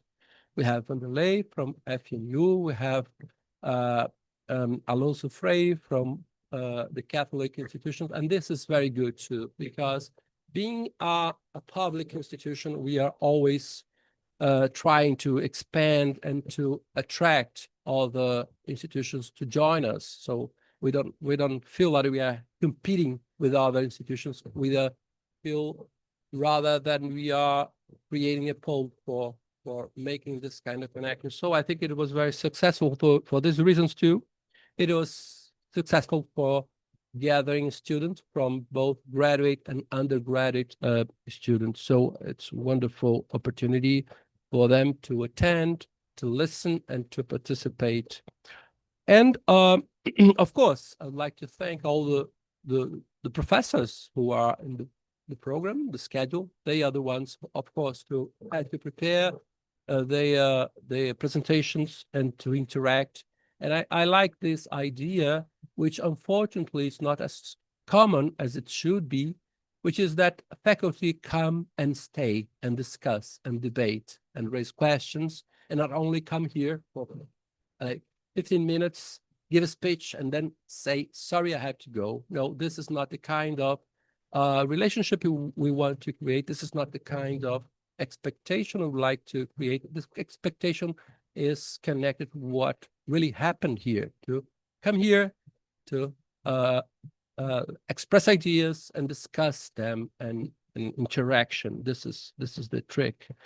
I hope that this meeting was at least partially at the level of the very welcome meeting we had in Münster, and I hope that it's now time to think about the future.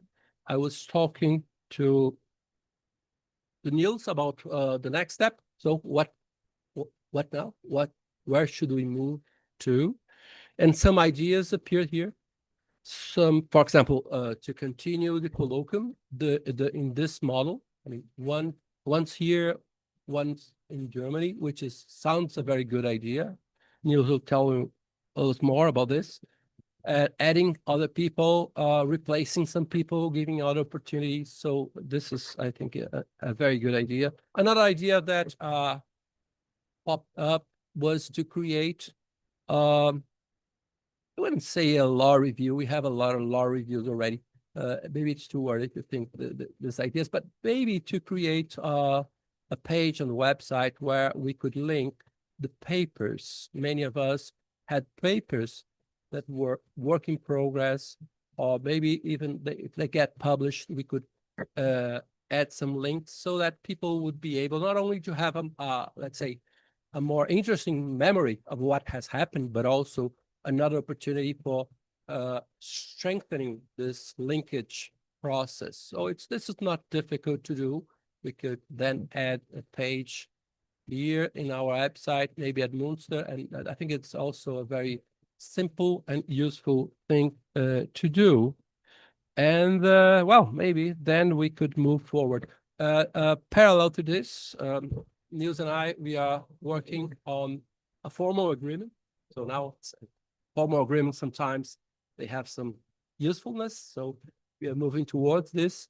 We are still discussing the drafts. I mean, some subtleties, but I'm pretty sure that we will come to a common text very, very early, expanding the opportunities for student exchange and also faculty exchange, and the most difficult of all, research exchange or joint research.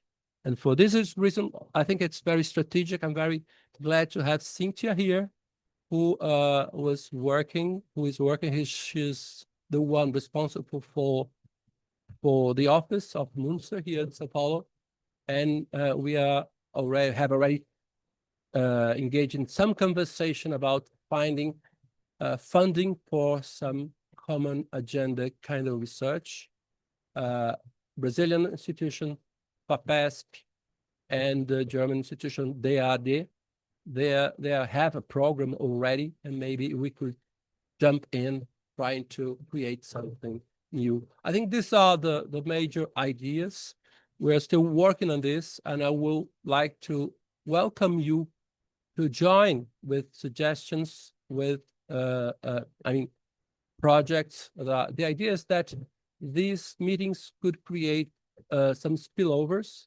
I mean, of course, it's not meant to imagine that everybody will work together, from different areas. But the idea from the very beginning was to create not only this environment, this little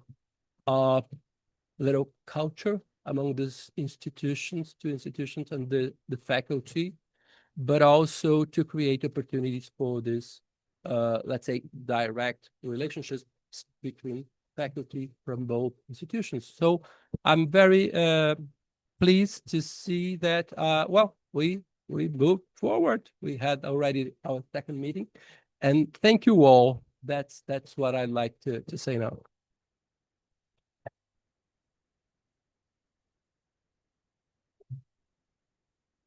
So, first of all, thank you so much, Ronaldo, and to everyone here at USP for welcoming us so warmly. I think we felt really welcome. I think I can talk for all of us. We had a great workshop, so we really enjoyed the discussions. And thank you really so much for hosting us and for organizing this. I think we're really happy with the 2 days, with the last 2 days. Thank you so much.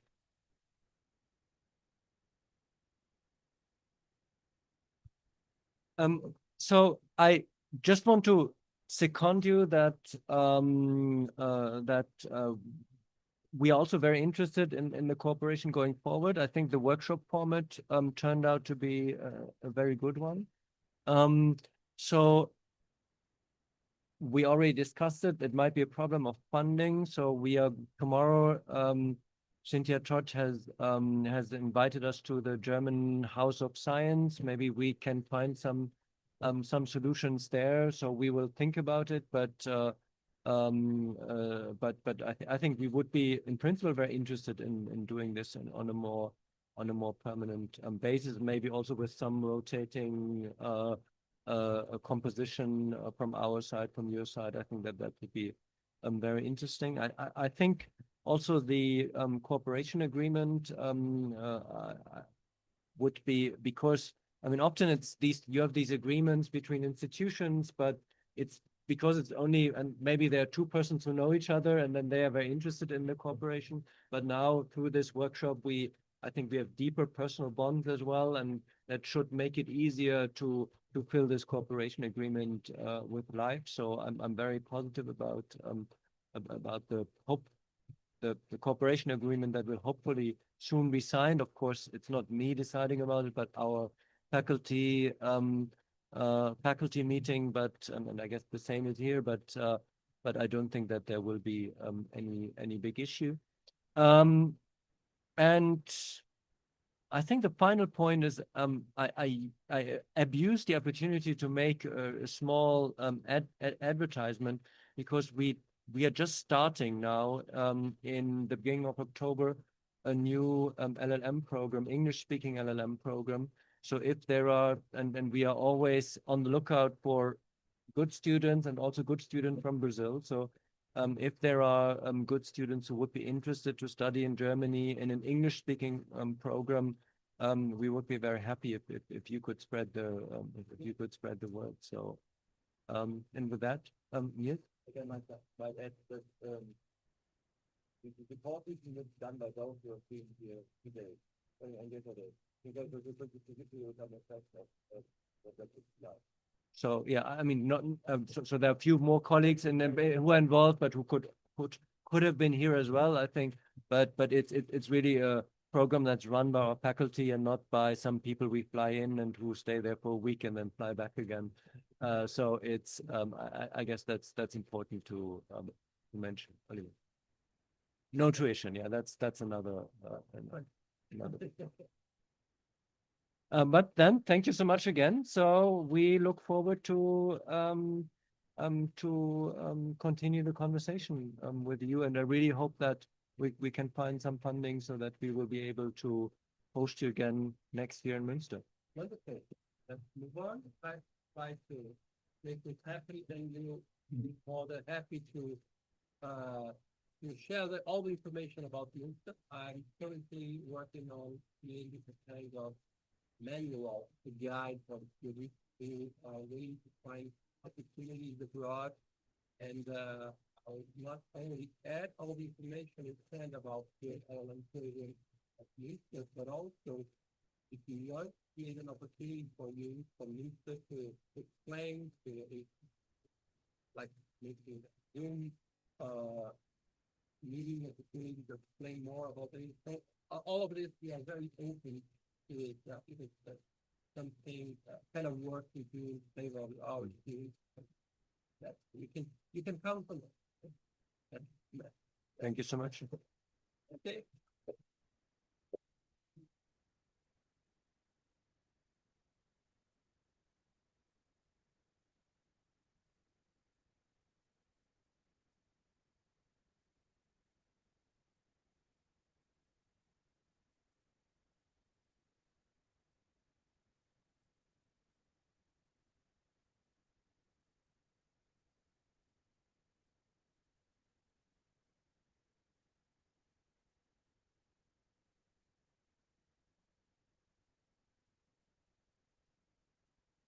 Sorry, I forgot a very important thing. That take a picture. Yeah.